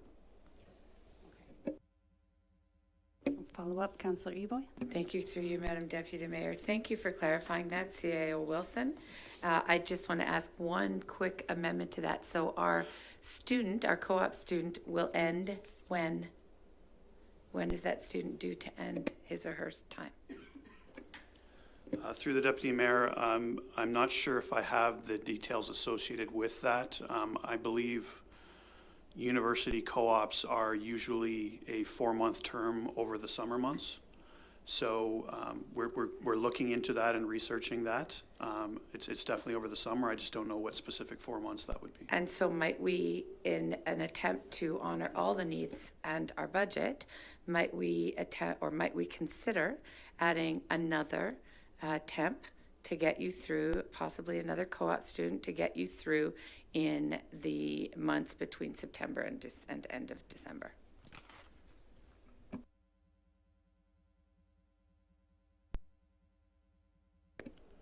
Through the Deputy Mayor, that is definitely something we can consider. I think we estimated the cost of a co-op student for 4 months to be about $13,000. The cost of another co-op student would be $13,000, and then 20% of that would be funded through water, wastewater. So it would be 80% of $13,000 would be the impact on taxation if we added that in. I would look to my colleagues and wonder if that's not something that we should consider once you have those. What does the impact look like on our ratepayers? But I think perhaps that way you have some coverage between now and the beginning of next year when we implement an FTE.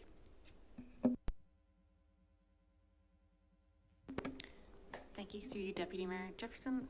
Yeah, I would concur, and there are quite a few co-op positions that are 8 months in length, so if you could do May to December, that would be a good solution in my mind. So if you could find something like that, that'd be great. I think Conestoga College was a good suggestion for, and University of Guelph and University of Waterloo both have good co-op programs. And I saw Mark with his calculator out there. Did he have a comment on impact? Adam? Through you, Deputy Mayor Jefferson. Yeah, just on the fly, that would equate to another $10,400 to the levy, or 0.06%, which would add effectively $1 in round numbers.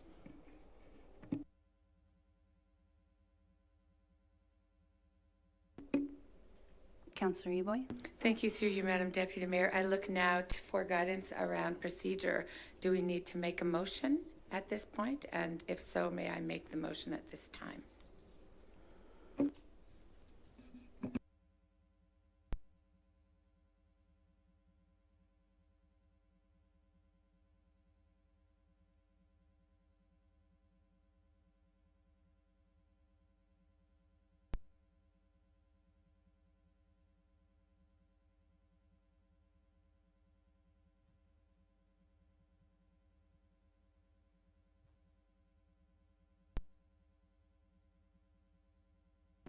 Adam, do you have a comment? I can comment, yes. Yeah, we already have the $13,000 marker for the one co-op student, so adding the other with the understanding that it would be 20% associated with environmental services, we'd be looking for another 10,400, so. Okay, so we can change that, motion to change that from the 13 up to 23.4, wouldn't it? Just to clarify, the first 13,000 is already in the base budget, so we don't need a resolution around that. So I would suggest that the recommendation that's on the side of item 1 be changed to say that you're adding additional co-op support at a tax supported impact of 10,400.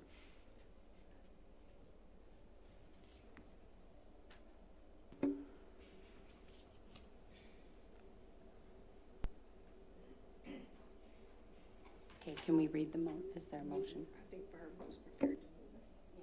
Absolutely, thank you. I am prepared to move that motion. Can you reread it to us, please? Discussion comes up after the motion. Sorry, Councillor McDonald, question? There was reference to the wastewater budget. We would be taking it out of the wastewater budget for this?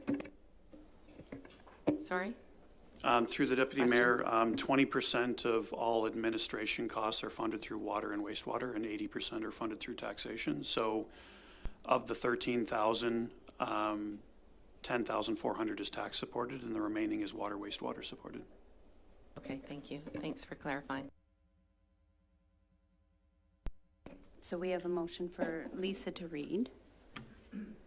That Council of the Township of Center Wellington increased the budget by $10,400 to extend the co-op student position for the CAO's office.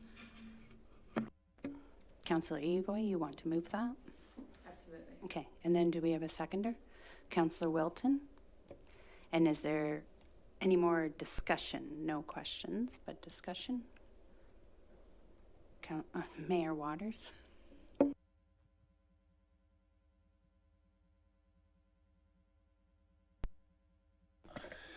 Just for clarity on the tax rate impact, just really what it's, I know it's pretty minimal, but what was that number again? Sorry. The impact on a percentage basis would be an additional 0.06% or an additional dollar for the average taxpayer based on the $384,000 assessment. Perfect, thank you. Okay, so we have a motion on the floor. And no more comments. Anyone? No, we're good. So can we take that to a vote? Yep, all those in favor. All those in favor? All in favor. Alrighty, so parking lot item number 2 for Dan. Thank you, Deputy Mayor. So item number 2 is the Neighborhood Wellness Grant. It is currently in the budget for $5,000, and there was a recommendation to increase that to $10,000. The obvious impact here is $5,000 on the budget, but we're saying it's a 0% tax increase because we have an existing reserve that has $15,490 in it. But what staff are recommending is that our committee of the whole meeting on February 13th will have a report directly related to this item, so that rather than making a decision today, let's hold off on this conversation until we have the report in front of us. And you can always make a recommendation to increase that funding outside of the budget process when you're dealing with that report on February 13th. So we are suggesting to council to hold off on this one until we have that discussion. Okay, that item was put forward by, I have Councillor Adams and also Councillor Evoy with that one. So Councillor Adams, do you have questions? Yes, through you, Deputy Mayor. Yeah, no, I appreciate the staff response on that, and I am definitely supportive of the staff recommendation on this and would be happy to remove this item from our current discussions here. Councillor Evoy, comments? Through you, Madam Chair, 100% I agree, and I look forward to revisiting it next week. So can we do by consensus that? That's not a motion, so we don't have to do anything. Well, what I would suggest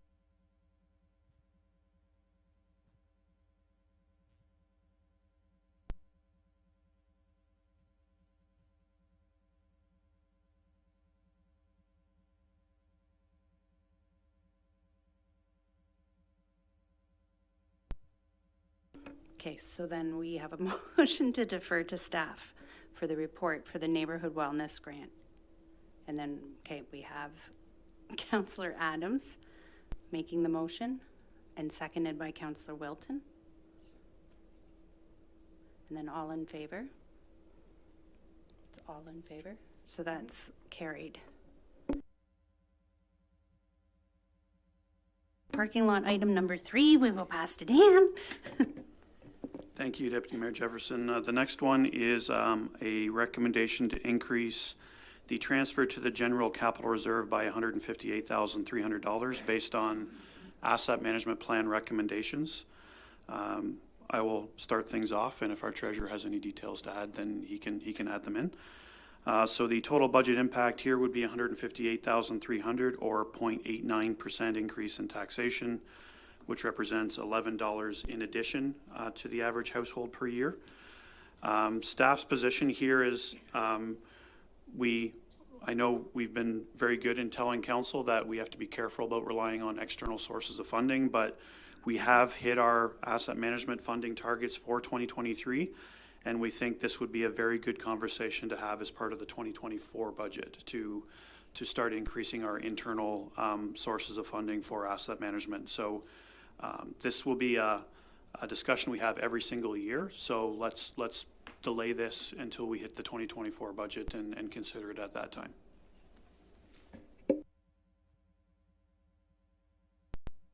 Councillor Adams, comments, questions? Through you, Deputy Mayor.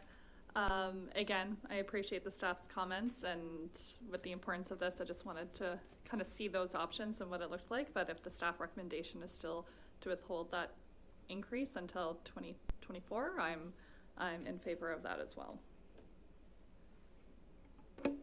Any other questions or comments?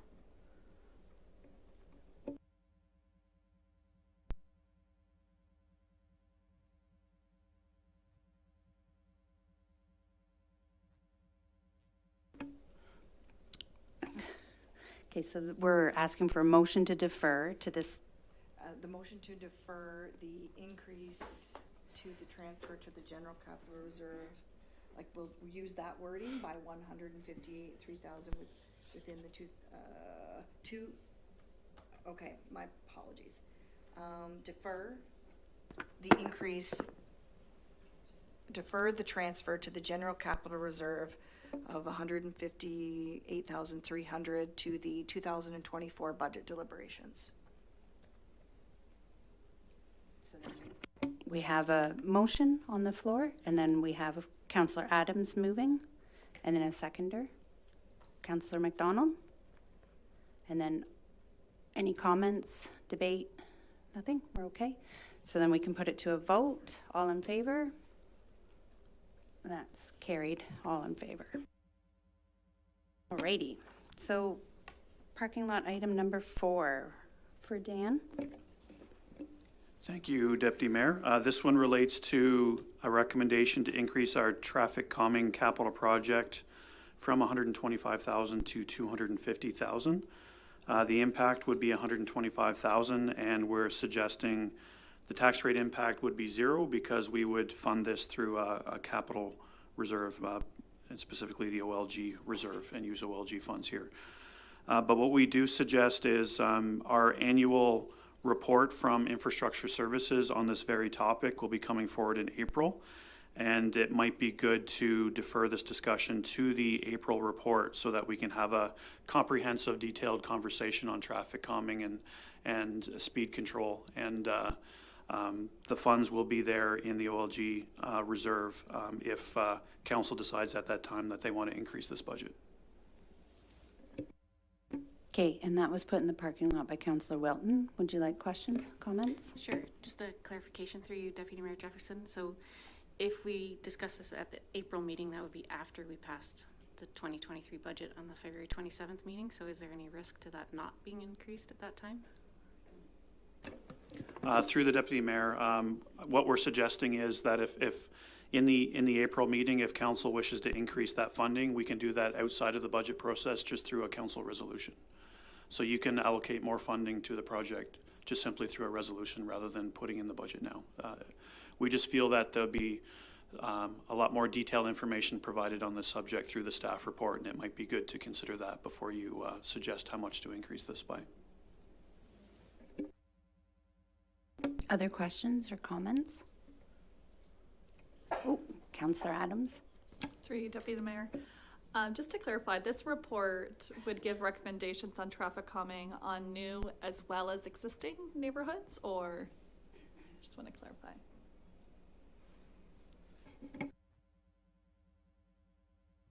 Welcome, Colin. Yes, thank you for the question, Councillor Adams, and through Deputy Mayor. Yeah, so it will, yes. Short answer, yes. So last year we evaluated, I believe at the end it was 44 different road segments within Fergus, Elora, Salem, and yeah, I think we're trending in the 50s right now. So lots of evaluation. We're collecting data right now, so we're planning to bring that all forward to council in April. So existing roads, kind of roads in relatively new subdivisions as well. So yeah, all tapes. Further question, Councillor Adams? Just a follow-up to that. So, and just for like the public to be aware, if they had concerns about traffic in their area, the proper way for them to report that would be through Report It. So yeah, so we have a fillable form on the township's website. There's all sorts of concerns that could be reported through, but we have a specific tab for kind of speeding concerns, traffic concerns, and yeah, it allows us to collect, you know, the necessary data that triggers our team to go out and have a look at the situation, perhaps collect our own data and do some analysis to see what's going on. Yep. Do you want before? No, you go first. Okay, Councillor Wilton. Thank you. Through you, Deputy Mayor. Just curious if there'd be any other opportunity for public consultation, because I know we won't have our committees up and running by April, but is there any other opportunity to consult with people like Mr. Scott who delegated on the topic or anything like that? Yeah, through Deputy Mayor. Yeah, for sure. I think there's opportunity to start dialogue with Mr. Scott, who came as the delegation there on Monday. Yeah, definitely. We want to. We had terms of reference near the end of last term of council for a Sustainable Transportation Advisory Committee. So, you know, as we go through the strat planning process and, you know, potentially that might be a thing for this term as well. So, and then that will, you know, be an advisory committee to council, right? And staff will be at the table as that as well. So, yeah, there's lots of opportunity there, and we can certainly reach out to Mr. Scott and continue the discussion. Yeah. And Dan has comments to add to that as well. Thank you, Deputy Mayor. I just wanted to outline that this area, number 4, really does tackle number 6 as well on the next page, which was the recommendation from Green Lanes to increase our budget for street calming. I know Mr. Scott also talked about active transportation in general, and that's where, as Colin mentioned, we'll be going through strat planning very soon, which should flush out council's priorities when it comes to active transportation. So I guess we're proposing that the resolution you pass for number 4 also applies to number 6 as well. Thank you. Any other questions? No more questions? Okay.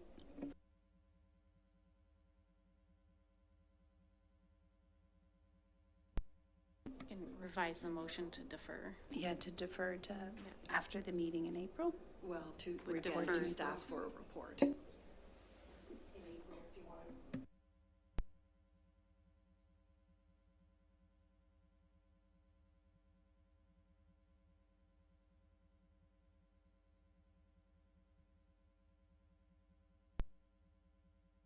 Defer an increase in the traffic calming measures budget to staff for, to defer to staff for a report. Okay, so motion to defer the Center Wellington traffic calming measures budget. An increase to it. Okay, an increase to the budget this is a hot mess.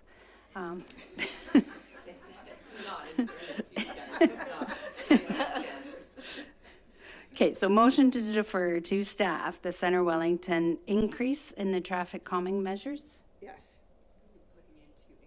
to, defer to staff for a report. Do you want to put in April? for a report in April. It is coming, isn't it April? In April.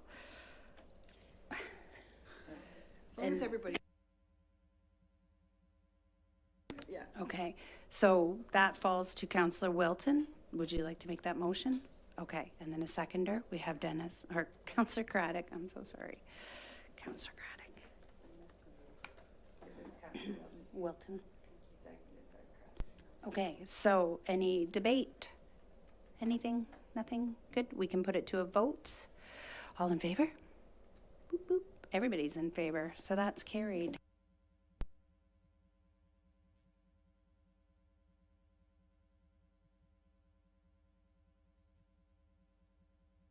All right, so we're moving on to item number 5 in the parking lot, and to Dan for that. Thank you, Deputy Mayor Jefferson. This item relates to adding a new capital project to the 2023 capital budget relating to investigation of business licensing in Center Wellington. The staff recommended budget for this to hire a consultant and initiate this process in 2023 is $100,000. We're suggesting this does not impact taxation, as we have sufficient funds in our general capital reserve to fund this capital project. So we just simply recommend that we add the new project to the capital budget funded through the general capital reserve. And staff would like to point out that we have a lot of studies and projects going on in 2023, so we'll have to do a really good job at prioritizing all of these and get them initiated in 2023. But we do recommend moving forward with this project. Okay, and that was put into the parking lot by Mayor Waters. Would you like questions, comments?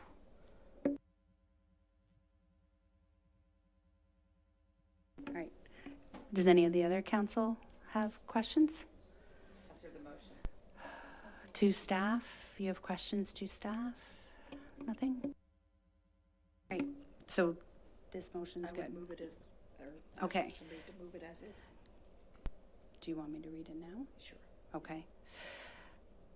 The motion as that the Council of the Township of Center Wellington approve a business licensing review capital project in the amount of $100,000 to be funded from the general capital reserve. And then we have that motion by Mayor Waters and a seconder. Councillor McDonald. Any debate? Councillor Wilton. Thank you, through you, Deputy Mayor Jefferson. I do have caution about this project. I just, looking at the staff comments about the number of studies, and also knowing that one of the studies is a parking strategy, which is largely, not completely, but there's a significant tourism kind of driver behind that parking strategy. And I believe this business licensing study is also about short-term rentals or Airbnbs and Verbos, that type of thing. So I'm thinking that's also got a lot of tourism driver. And our township is a big township with lots of other issues and needs and, you know, issues across Fergus and parks and all that kind of thing. So taking $100,000 for another study in this fiscal year does not seem like a wise decision at this point from my perspective. Comments? Councillor Eboy? Thank you, through you, Deputy Mayor. I'm actually looking for some clarification around not so much the budget, because I see that the impact is almost not. I'm much more concerned about the impact of the level of work coming forward with such a little bit of time left between now and the end of fiscal and or calendar. And it definitely brings to mind the question, to Councillor Wilton's point. We're doing a similar study. Is there a way to adapt one study to make it one study instead of having two side by side doing similar work? Yeah, very good questions, and through the Deputy Mayor, trying to think the best way to answer this. So we do have a multidisciplinary committee that we're establishing for both of those projects, both parking and if we move forward with business licensing, that would include staff from various departments, including corporate services, economic development, community development, the Chamber of Commerce, RTO4, the BIAs. So it's going to be a group effort to initiate both of these. It would be very difficult to find a consultant that specializes in both. So staff would recommend that we keep them separate. And regarding timing, the good thing about a capital project is if we can get it initiated this year and we simply run out of time, capital projects carry forward into the next year. So we can update council quarterly on progress on our various projects. And we just may need to be patient on some of them going into next year to get some of these studies complete.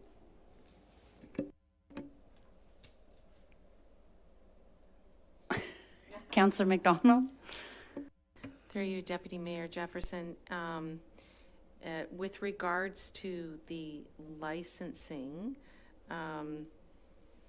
has this been, just for clarification, was this proposed to staff in 2022? And has there been any work done on it thus far? Very good question, and through the Deputy Mayor, there was an item in our previous strategic plan there were two items that relate to this. Actually, one said to investigate short-term accommodation, and another one in the strat plan looked at investigating a municipal accommodation tax, which is a tax you put on accommodation in a municipality so that tourists pay for a portion of the costs in the downtowns, for example. So those two items were strategic directions in the previous strat plan from the previous council, and business licensing is a required first step for both investigations. So this lines up with the previous strat plan, but the resolution in front of us today is seeing whether it lines up with the direction of this council. Follow-up, McDonald? Yeah, and I see it has a $0 effect on our bottom line for the increase this year, so thank you very much. Councillor Adams? Through you, Deputy Mayor. I think, actually, our CAO's comments reinforces my concerns is that a good discussion of this comes from strategic planning, which we have an open RFP on, and this ties into a lot of the other items that we have been discussing. And not saying it's not needed, absolutely, but I'm just cautious of the timing. A lot of these other items were within here. The staff had prioritized these items, and I would just hesitate putting in something new. And I see this as like a new item being added in, which, knowing we have new staff coming on from those departments you listed, it's going to take some time for them to kind of settle in. We've just talked about lack of capacity in the CAO's office. My instinct is to say that this would be better deferred until after strat planning, and then we kind of encompass that and really come up with our priorities in there. Councillor Wilton? Yeah, I would just agree with Councillor Adams' comments that I feel this would come better after strategic planning, so we could look at the whole township and all of our council's priorities for the next term of council. Councillor McDonald? Through you, Deputy Mayor Jefferson. With looking at licensing and what the other townships have done in Wellington County, will this also be a part of Wellington County's budget eventually, knowing some of the legislation that might be coming down surrounding Airbnbs and short-term rentals? Do you think? Through you, Deputy Mayor. Through you, like many things, the Centre Wellington appears to get there before our other area municipalities, being that we're larger and growth is moving at a different rate. So, and licensing is generally pretty specific to municipalities. We currently just have a vendor and hawker bylaw that's been under review for a few years, needs to be updated.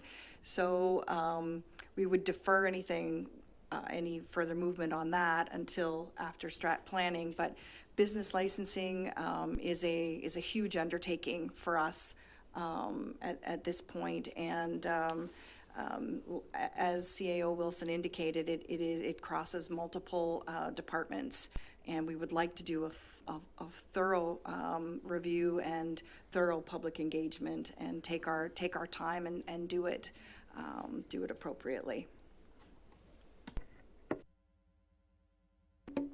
Mayor Waters?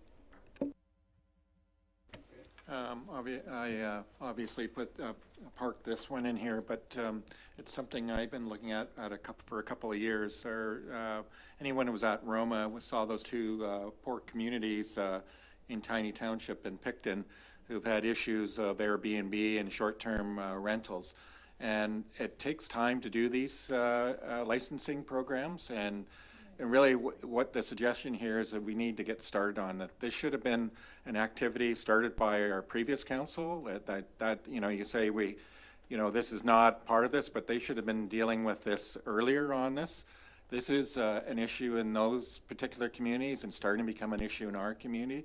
And we're talking about we talk about issues of how do we preserve our heritage and all that, but how do we literally preserve our community? There are communities out there that literally streets are devoid of community because they've moved out of there because of Airbnbs and short-term rentals have taken up space that way. It is definitely a threat that way, and I think we need to start looking at this. We should have been looking at this earlier, but we need to be looking this sort of ASAP and understanding what the implication is on our community. Because once people have left the street, they've left the street. So this is something, it is a threat. And as you could see when you went to Roma, that room on the discussion of that was full. That's because it's an issue not just in our community, it's an issue in a lot of different communities through Ontario. It's a tough one to get around. They talked about planning, how do you deal with it from a planning perspective, how you deal with it from a licensing. And my take coming out of that was it's from a licensing perspective. This is not going to be something that's going to be resolved overnight, but we need to start this process. Thank you. Thank you. Any other, Councillor Adams? Through you, Deputy Mayor. I agree, and I think attainable housing, all of this, and I think that's pulling on it. I'm in full agreement of a lot of everything being said here. I'm still just cautioned because I really think it could be in strategic plan, and I don't think if we go through strategic planning and then if we decide that this report needs to still come in 2023, that we wouldn't be able to put forward a motion then to have it pulled from the same capital reserve. So I also don't have attainable housing is a huge thing, and I don't know how much of a pull on the Airbnb, and I would like to have that data. I'd like to have those numbers. How many, I'm not even aware how many Airbnbs there are. Does the township even have those numbers? So again, I think strategic planning would take us through that. Again, I'm not opposed for this being a top issue through those discussions. Mayor Waters? Yeah, no, I have no issue with that as well. I think we should be talking about it as part of the strat plan, and it is part of also the whole housing component as well, because where the growth and proliferation of short-term rentals have come at a cost of long-term rentals. So it is a bigger discussion, and that would be a good forum to chat about it and really get an understanding of sort of how that is affecting, how all this is working that way. So I see it part and parcel. Okay. Councillor Eboy? Thank you so much through you, Madam Deputy Mayor. I think this is such a fulsome discussion, and I hope that this is an indicator of how we move forward as a council. I think listening to the comments has been really helpful, and I personally really heard staff say that it requires a lot, and I think I'll probably agree with Councillor Adams in that we'll put this on the strat plan moving forward. More comments?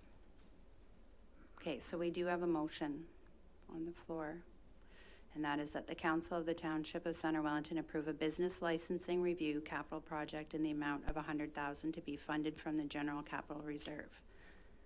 And then are we okay to put that to a vote?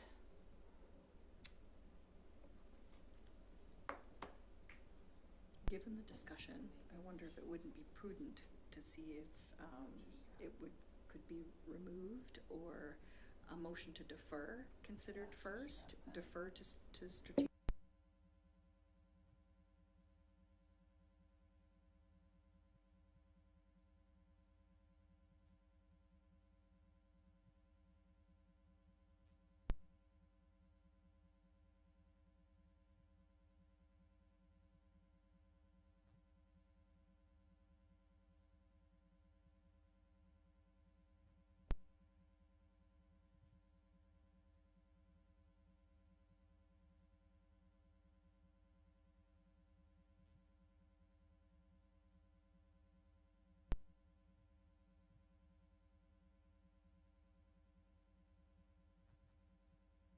Change the direction. So I would suggest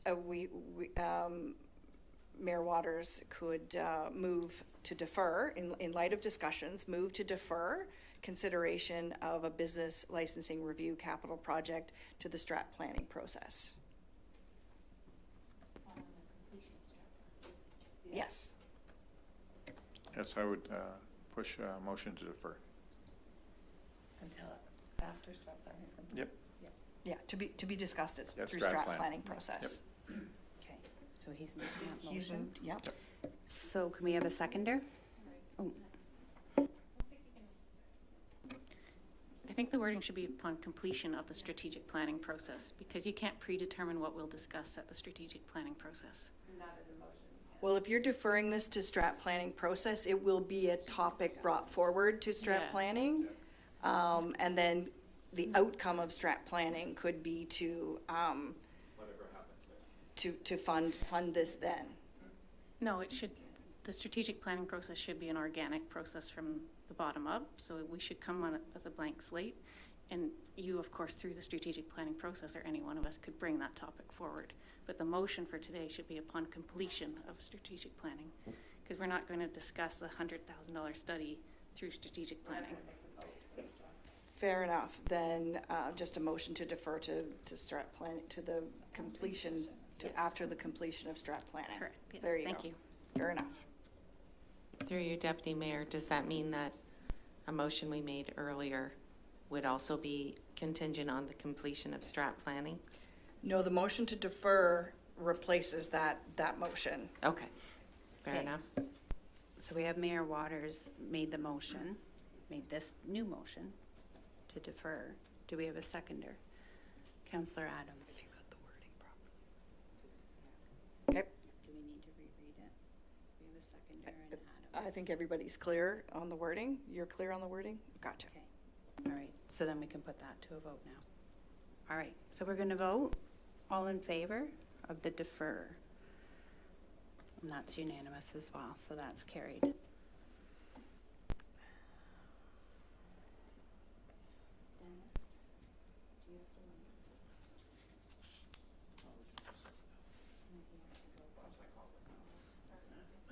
No, not your conflict yet.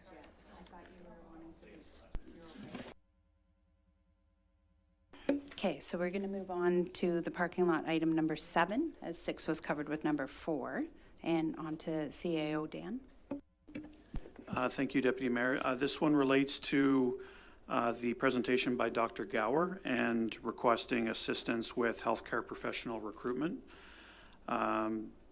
We are suggesting at this point that there is a report planned to council at the end of this month on February 27th on this very topic, that we defer any discussion around township involvement and financial impacts on professional healthcare recruitment to be, I guess, initiated as part of the February 27th council agenda.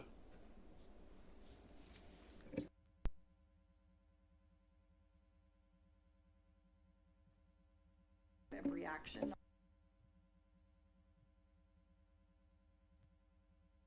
Deliberations, is that what I heard?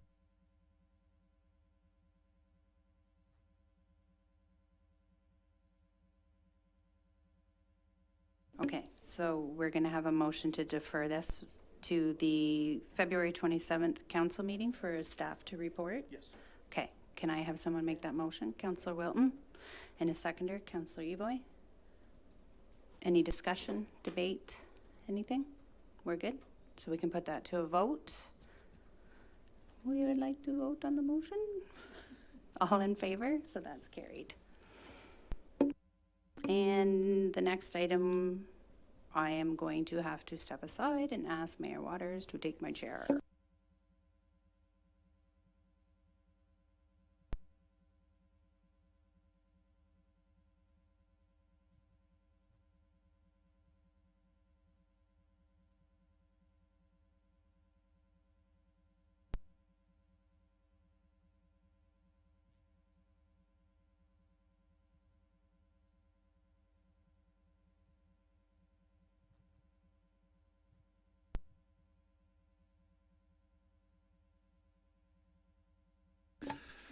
Apologize.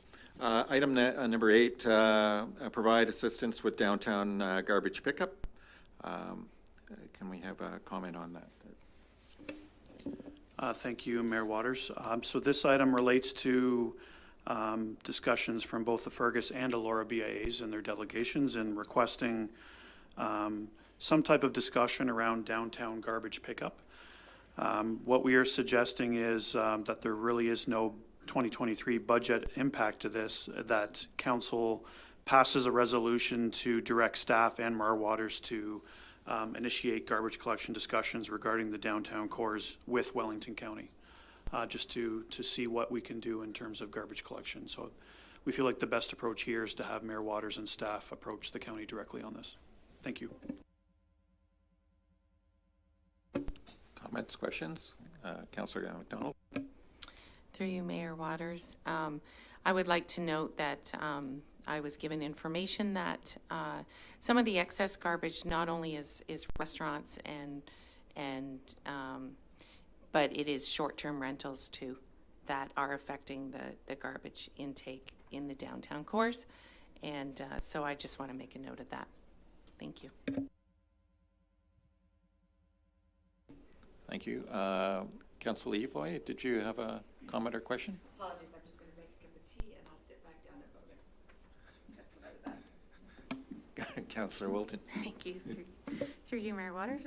Well, this question's for you, actually, or maybe Dan. Just will there be a report back or some type of mechanism to bring that information back so we know what's happening and get some tangible results there? Yes, we will. Thank you.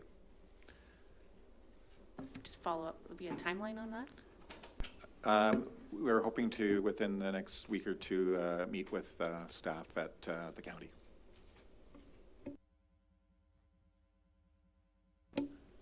Okay. Any other comments, questions? Okay. Yes, or no? Okay. Do we have a mover for this item? Councillor Wilton, seconder. Councillor McDonald. All those in favor? So moved.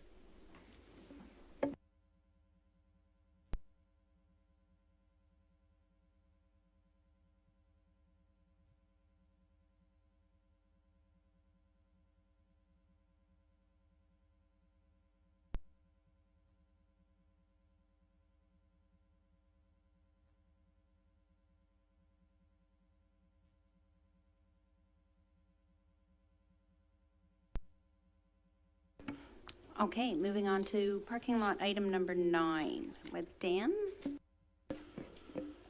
Thank you, Deputy Mayor Jefferson. So this one relates to the delegation by Mr. Kittredge. We've broken down his delegation presentation into 4 key areas and tried to provide comments on each one. The first one relates to the request to create a public advisory budget committee, which would include residents participating on that committee. Staff's comments are that we are unaware of municipalities using residents to actually create the budget. It's usually more of a communication and engagement platform that residents use to provide input on the budget. So we are not recommending at this time to create an advisory budget committee, but we do have a resolution here to provide a level of comfort to council about the level of communication and engagement in the next budget, which would be 2024, that we would have a discussion with council and have council approve of the consultation and engagement approach before the 2024 budget actually starts. So we want to make sure we have meaningful and effective engagement. We just don't necessarily feel like having residents on a committee to actually create the budget would make sense at this time. So I'll go through the rest of the items and then we can open it up to questions, but that was the one that resulted in a proposed recommendation for this area. The second item was to reduce the staffing strategy requests. Staff's comment here is that, as we reiterated in the staffing strategy presentation, the proposed staffing does not impact the 3.48% increase in taxation, which now has gone up slightly with the expansion of the co-op program in my office. So reducing the staffing wouldn't necessarily reduce the tax rate, and the staffing are very much needed going forward to accommodate both legislative needs and level of service needs. Item number 3 was to build the operations facility with the county, in partnership with the county. What we're suggesting here is that we are planning a report to council in March on, it's basically an update to the operations center, and we will provide all of our correspondence summarized in that report with the county with respect to entertaining a joint operations center. We've had those discussions with the county, and we will bring that forward as part of the March report, so that we can look at the operations center as a whole as part of that summary report. So that's that section. The last one was that Mr. Kittredge wanted more funding in attainable housing. Staff's comment is that we have a number of initiatives underway. One of the capital projects anticipated for 2023 is to review our planning permit system. We also have to be mindful of implementing the necessary changes related to Bill 109 and Bill 23. The compliance there very much impacts attainable housing. We're doing a community improvement plan update right now that will provide incentives to those looking for attainable housing or developing attainable housing. And other than that, we encourage more discussion on attainable housing at the strategic planning exercise so that we get direction from this council how else to proceed in this initiative. Attainable housing is more of a upper tier and provincial responsibility, but we're trying to do as much as we can as a lower tier to assist with this. So it very much needs a strategic planning exercise to flush out at this point. And then one more point of consideration or clarification, Mr. Kittredge stated that our capital budget was already passed. It has not been passed at this point. We passed 5 specific projects on January 5th. The rest of the capital budget is looking for approval through this process at the end of the month. So that was a misstatement by Mr. Kittredge. We have not passed our capital budget at this point. So with that, I'll turn the floor back over to council. Okay, so any questions there for Dan? Oh, Councillor McDonald? Through you, Deputy Mayor.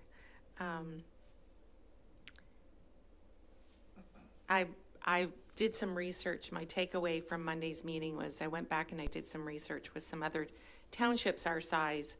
You know, would they have this type of finance committee in place? And then I put my HR hat on and I think of how we would vet the folks that would sit on that committee that would have a CPA designation, that would have, you know, the proper designations to oversee this type of finance.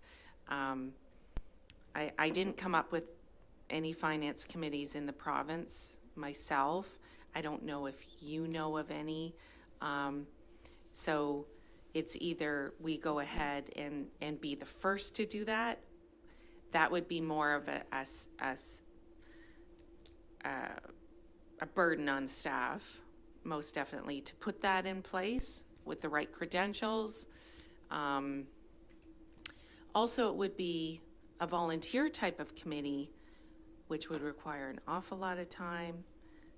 I volunteer a lot. At some point, sometimes you have to say no because it will take up a lot of hours. So just taking all that into play with doing a type of committee, I don't know if that would be the best for our township, but I will let you answer that. CAO Wilson. Yes, thank you for the clarification and through the Deputy Mayor. I would agree with you. It takes a lot of expertise. It's not only the professional accountants from the finance side, but you need engineers for the infrastructure side, you need people for community services and parks planning and facility planning. Fire, you need people with fire expertise. So there's a wide-ranging level of expertise needed to pull together a township budget, which is what you rely staff on to do. And council represents the budget committee.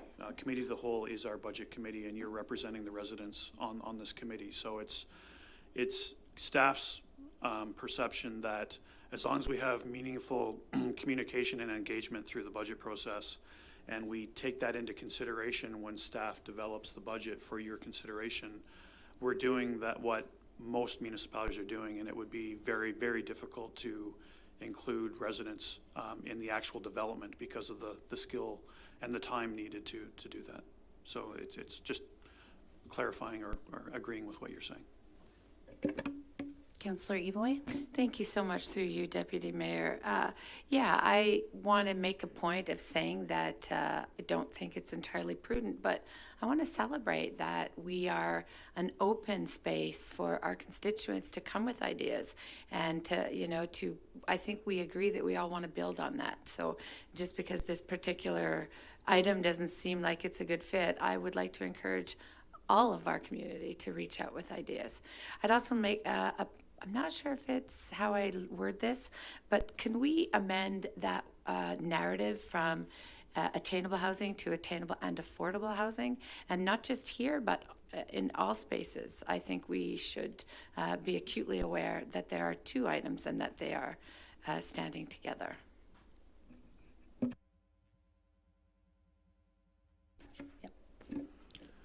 Thank you, Councillor Evoy, and through the Deputy Mayor.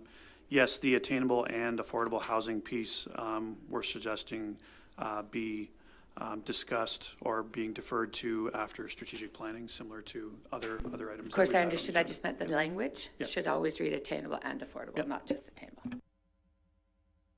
Councillor Adams? Through you, Deputy Mayor. Well, I don't think the proposal for the committee is quite feasible. What I do take away from it is the increase in public engagement. And I think what we did see is we saw a pretty big increase in the budget survey that was done. And I hope that's highlighted at council as well. But I also am aware that there's probably not a big audience right now, like in our committee of the whole and our council meetings.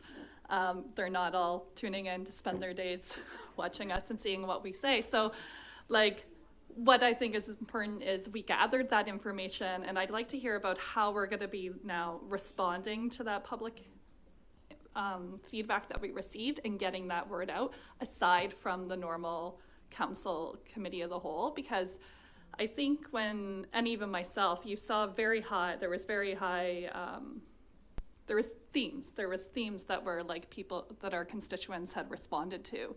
And I think it would be nice, and maybe it's just a recommendation of, going back out, whether through social media or whatever you see fit, and aligning kind of what their voices were saying to what some of the actions that were approved in this budget. So for example, we talk a lot about active transportation. You may not see a line item, but there's a lot of capital projects that involve the interconnected communities and trails and stuff, but you may not be aware of that, right? The general public. So it'd be nice to almost see something go out to the public to show this is what you had said, and then this is what's coming out of this budget process and how it aligns with those.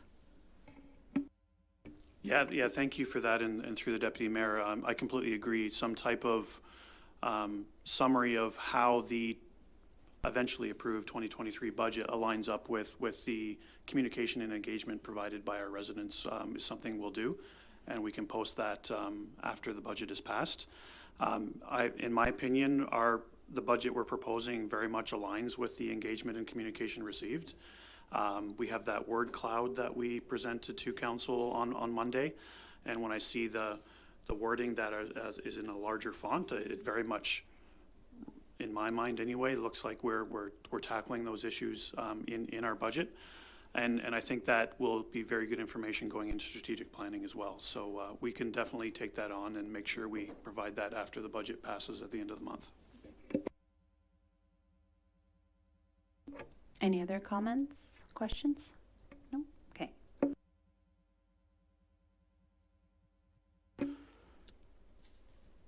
So this came into the parking lot from a delegation, so we don't have anybody applicable to that.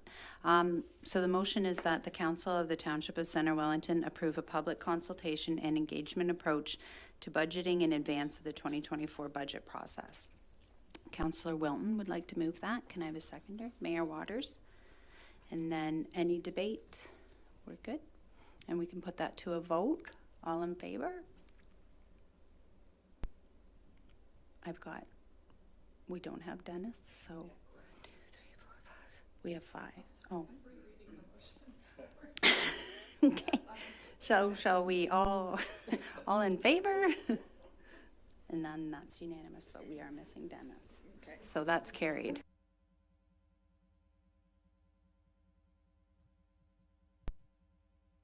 So we have parking lot item number 10 with Dan. Thank you, Deputy Mayor. And as I initiate this one, I'll ask our Managing Director of Community Services, Pat, to come up and assist me with this one.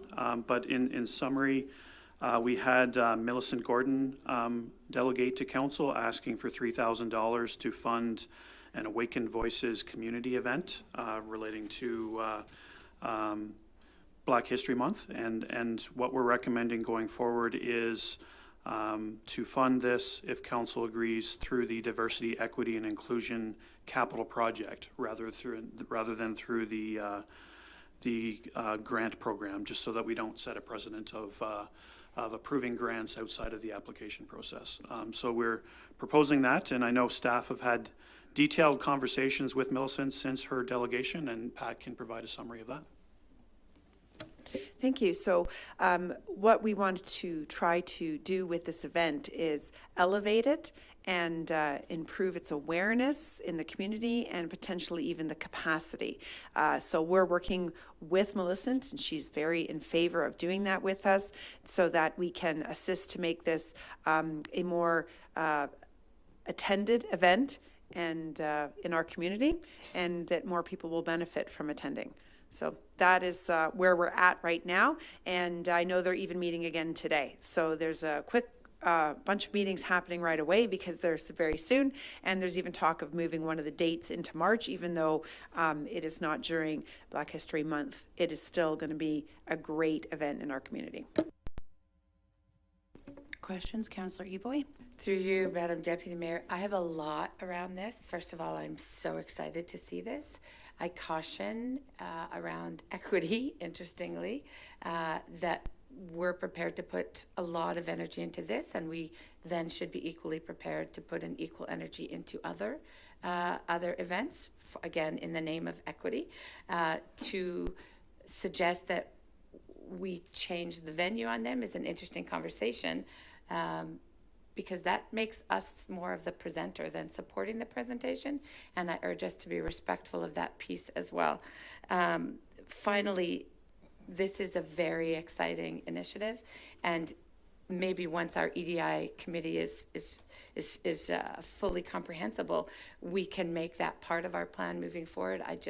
Of course, I'm going to celebrate this 100%, but with caution that we're not being equitable to other groups putting on events. Oh, finally, I apologize.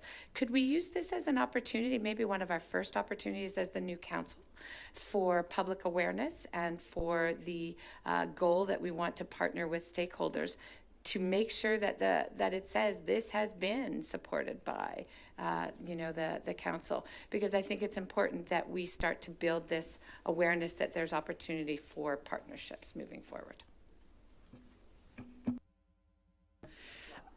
Yeah, and if we don't address all of your comments, by all means. So there is an opportunity here to say that the event, because of the contribution, could be sponsored by the Township of Centre Wellington, which is how we handle some of the other times, such as a public skate or a donation to another event or activity. If council wants us to request that of the event and the event organizers, we can do that as part of the money that you're going to put forward. I absolutely agree that we're still ahead of the game in the sense that we're going to award this funding without having our DEI committee ready. However, I'm understanding we might move that forward a little faster so that we can start to look at all of this kind of thing. But it does fit within the funding, and I'm going to ask Mark, what is in the DEI funds? Through you, Deputy Mayor, there's about 56,000 in the current project. It's being topped up or proposed to be topped up by another 10,000, so that would give us about $66,000 exist or will exist in that project. So thank you. I was just going to say, so there is additional still funding available for us to continue the good work. Follow-up, Councillor Yes, Eboy? please. Thank you through you, Madam Deputy Mayor. Great. And again, I look forward to the process of requesting grants so that, again, optics, we don't want to seem like we're not being equitable to all the groups doing great work out there.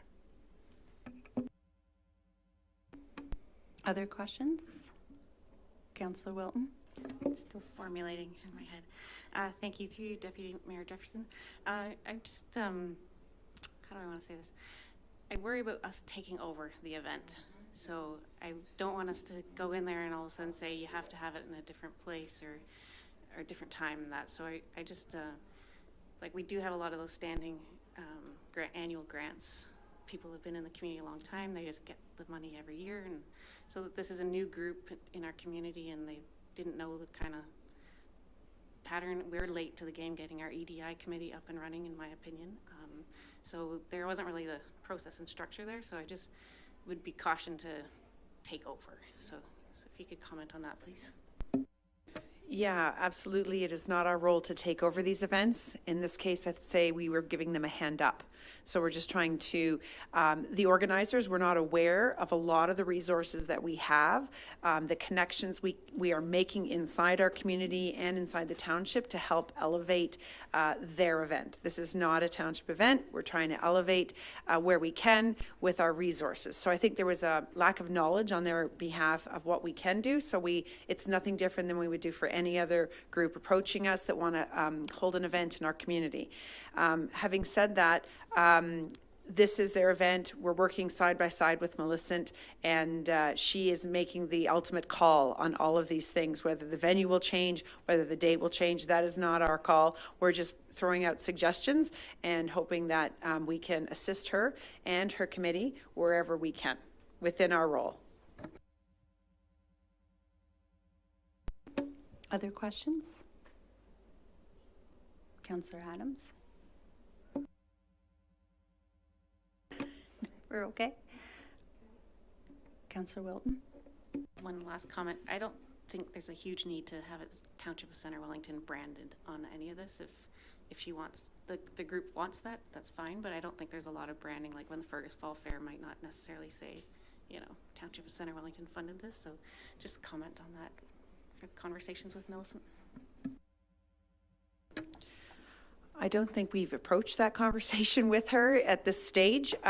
It was brought forward by Councillor Evoy, so we can talk to her about that, but once again, it would be up to them. This would be funding that you are giving them as a contribution to the event to make sure that it moves forward. It is not in exchange for sponsorship, but if they want to give recognition, that is on them to do so, or council can put that as a condition on the funding within their resolution. I just want to also use this opportunity to highlight, we are coming up on the grant application for community impact grants, and we would encourage all community groups to attend our information sessions, which we're pushing out right now. There will be also that information session on the website if you can't make that night, or to reach out to us directly, because we want to see as many applicants come forward with all of their great initiatives. Councillor McDonald? Through you, Deputy Mayor, just from a fundraising perspective and you know, experience in handing out funds from fundraising, I do think it is okay to say council supports this initiative. The funds are coming from council. And I think it is very okay to say to our community, we support you. That is what we're here for. You come as a delegation and you give us the pitch. I've delegated before, and you know, and they're asking for funds, and that is supported by council. So whether we move forward or we don't move forward, however that pans out, it still is supported by council, and I think it's okay to tell the public that too. We're behind you. Yeah. Sorry, that was my comment, not really a question. So no question? Okay, so any other questions, comments? No? Okay. Thanks, Pat. So to do the motion then, we'll be looking for somebody to move it because this came out of the delegations. So the motion is that the Council of the Township of Center Wellington approve funding to the CW Black Committee in the amount of $3,000 to be funded from the Diversity, Equity, and Inclusion Implementation Capital Project. So we have Councillor Evoy would like to make the motion and Councillor McDonald second it. Any debate? Ooh, Councillor Wilton. Just a question for Dan and Mayor Waters. I had written a letter 5 weeks ago, I think, 4 weeks ago, about the Diversity, Equity, and Inclusion Committee, and just curious about when that might get up and running, and yeah, if you could comment on that, please. Thank you. Yes, thank you for the question. And through the Deputy Mayor, staff will be bringing forward a report at the February council meeting to discuss that.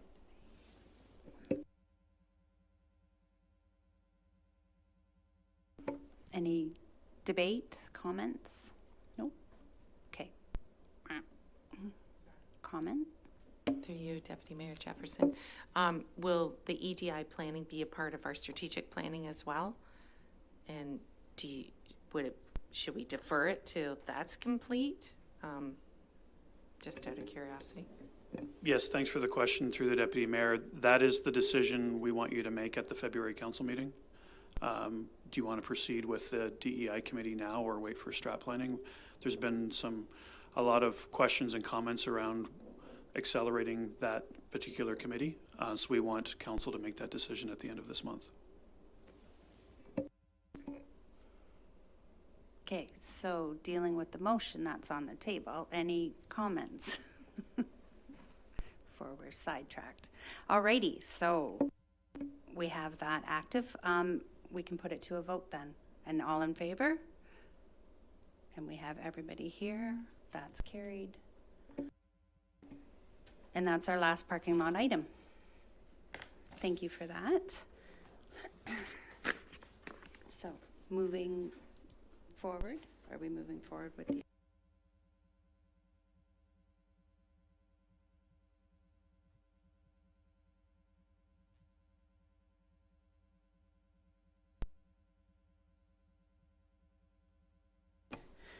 Lunch is here.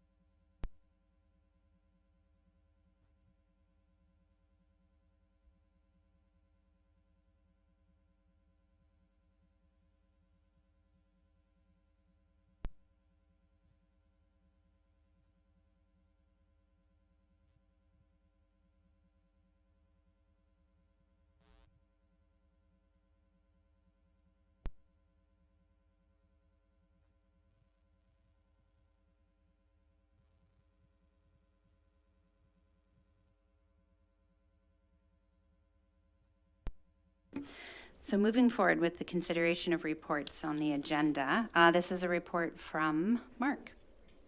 All right, thank you, Deputy Mayor Jefferson. So this report is just a housekeeping item. This should be fairly quick. So what Ontario Regulation 28409 is it allows for the exclusion of capital asset amortization, or you may know the word amortization as depreciation, and post-employment benefit estimates in municipal budgets. So we're not aware of any municipalities that actually budget for depreciation and post-employment benefits and then levy taxes on them. So essentially, if this report is not accepted annually, then the township would have to include amortization in their tax levy and post-employment benefits. Okay?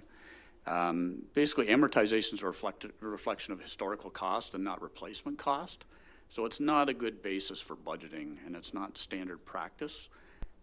Standard practice of the township is the approach that many municipalities follow, and that is use life cycle costing, which encompasses using replacement costs and budgeting towards the replacement cost of the asset and not a historical cost. If you budget for a historical cost, at the end you won't have enough money to replace it. Okay? So there is a recommendation there. Alrighty. So to read the recommendation, that the Council of the Township of Centre Wellington adopt report number COR 2023-16 regarding additional financial disclosure requirements for the 2023 budget year pursuant to Ontario Regulation 284/09. Can I have someone make that motion? Mayor Waters and a seconder? Councillor Wilton? Any debate, discussion on that? Good. We can take it to a vote. All in favor? Everybody's in favor, so that's carried. Alrighty. So moving along under consideration of reports, we have 9.2 with Adam.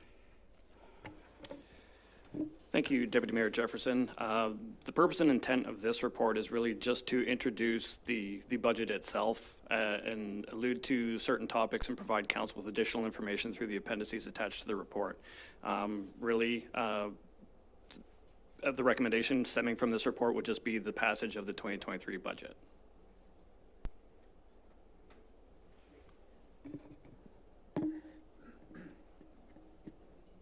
Yes, apologies. It would be the passage of the 2023 draft budget as amended through deliberation at this council table in the parking lot items.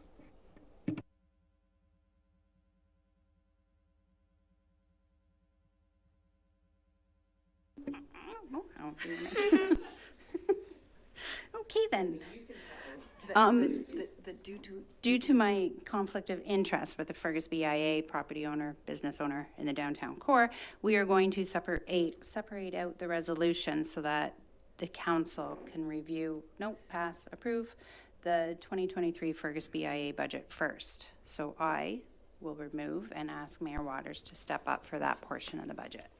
Thank you.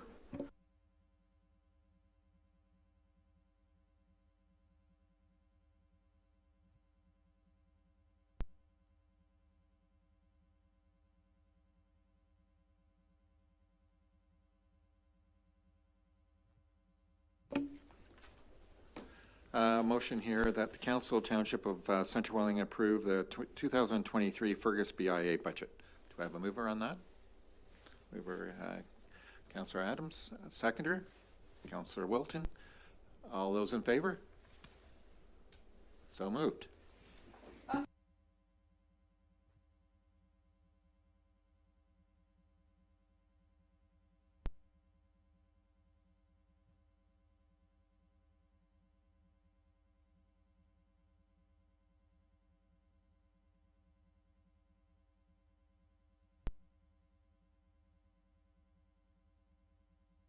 So then our second part is that the Council of the Township of Centre Wellington approve the 2023 budget as amended with the items from the parking lots. So we need somebody to move that. Councillor Adams, and then a seconder, Councillor Wilton. And now we can do final comments from the council, correct? Comments or debate, yep. Yeah. So is there, do we want to include everybody around the horseshoe for final comments? You could also do this at, when the budget is, like, these are recommendations to council, so you could also do final comments at council if you wanted to just pass this recommendation in committee and do final comments at council meeting On when the you're actually 27th? approving the budget. This is a Okay. recommendation. Oh, look, I left that on. Okay, so I have Councillor Adams and Councillor Wilton. And any comments, debate? Councillor Wilton? Just one comment through you, Deputy Mayor Jefferson. Just want to thank the staff and all their hard work putting the budget together and sitting through these meetings and answering all of our questions. So thank you for all your time. Any other comments? Mayor Waters? And I'd like to thank those folks watching at home and picking up, and delegations as well for coming in. And also on our 222 folks who participated in this process. So. Any other comments? And I would like to thank everybody at the council chambers for putting up with my kind of staggered, I guess, chairing of the committees. So, first budget. Thank you very much. Alrighty, so are we ready to put that to a vote then for the recommendation? All right, so all in favor? And we have everybody in favor, so that's carried. We need a motion to adjourn. Councillor Welton and Councillor McDonald. Thank you. It's awesome. Good. Oh, shh, all in favor, sorry. All righty, thanks. That's carried. Lunch is downstairs, so